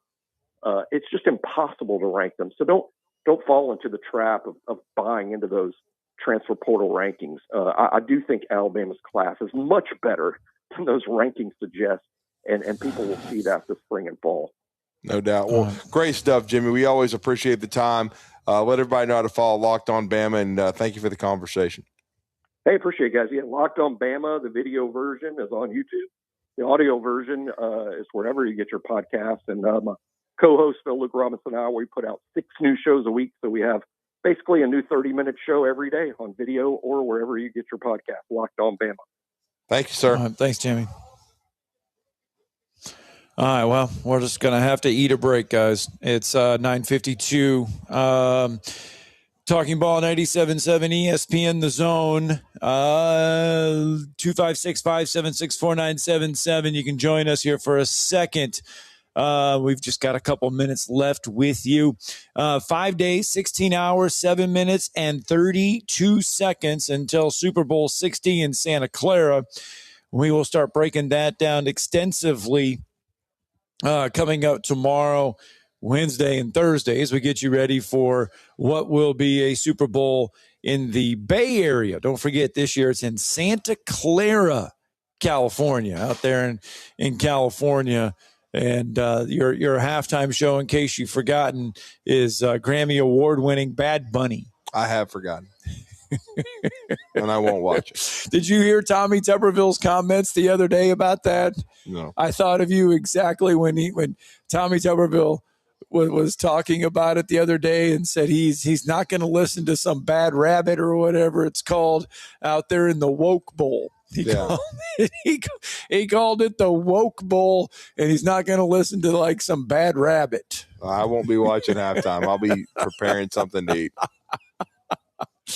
Oh, that's coming up. We'll talk Super Bowl. By the way, I know people are wanting to know 51 days, 8 hours, 11 minutes, and 24 seconds until Major League Baseball opening day. Nice. If you're tired of the cold weather, if you're tired of thinking it being cold, warmer weather is upon the horizon.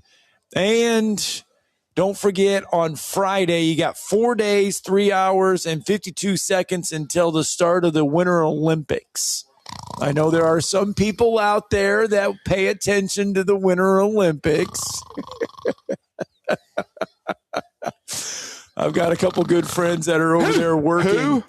Okay. I got a couple good friends over there working in Italy for the next couple weeks. They get soaked up by NBC, and they're over there doing some things for the Olympics. Wouldn't mind visiting Italy. I'm sure it's a beautiful place. I wouldn't be going there for the Winter Olympics, though. Look, there are some people that still that really pay attention and want to watch the opening ceremonies on Friday and pay attention to the Winter Olympics. They're out there, just not as big as the Summer Olympics by any stretch. All right. Well, we're just about done with our Monday show. There it is. We're back in studio tomorrow for our Tuesday edition of Talking Ball with Scott Tyson and Drew DeArmond. Big thanks to our host here, Bill Penney Toyota Service Department, Monday through Friday, 7 a.m. to 7 p.m. You can find them, and then you can find them online. Make sure you come on out here. If while you're at the service department, you can mosey on over and take a look at all the fine, beautiful Toyotas. Thanks to all the callers. Thanks to all the guests. Been a fun Monday morning. We're back at it on a Tuesday, guys. Stay safe.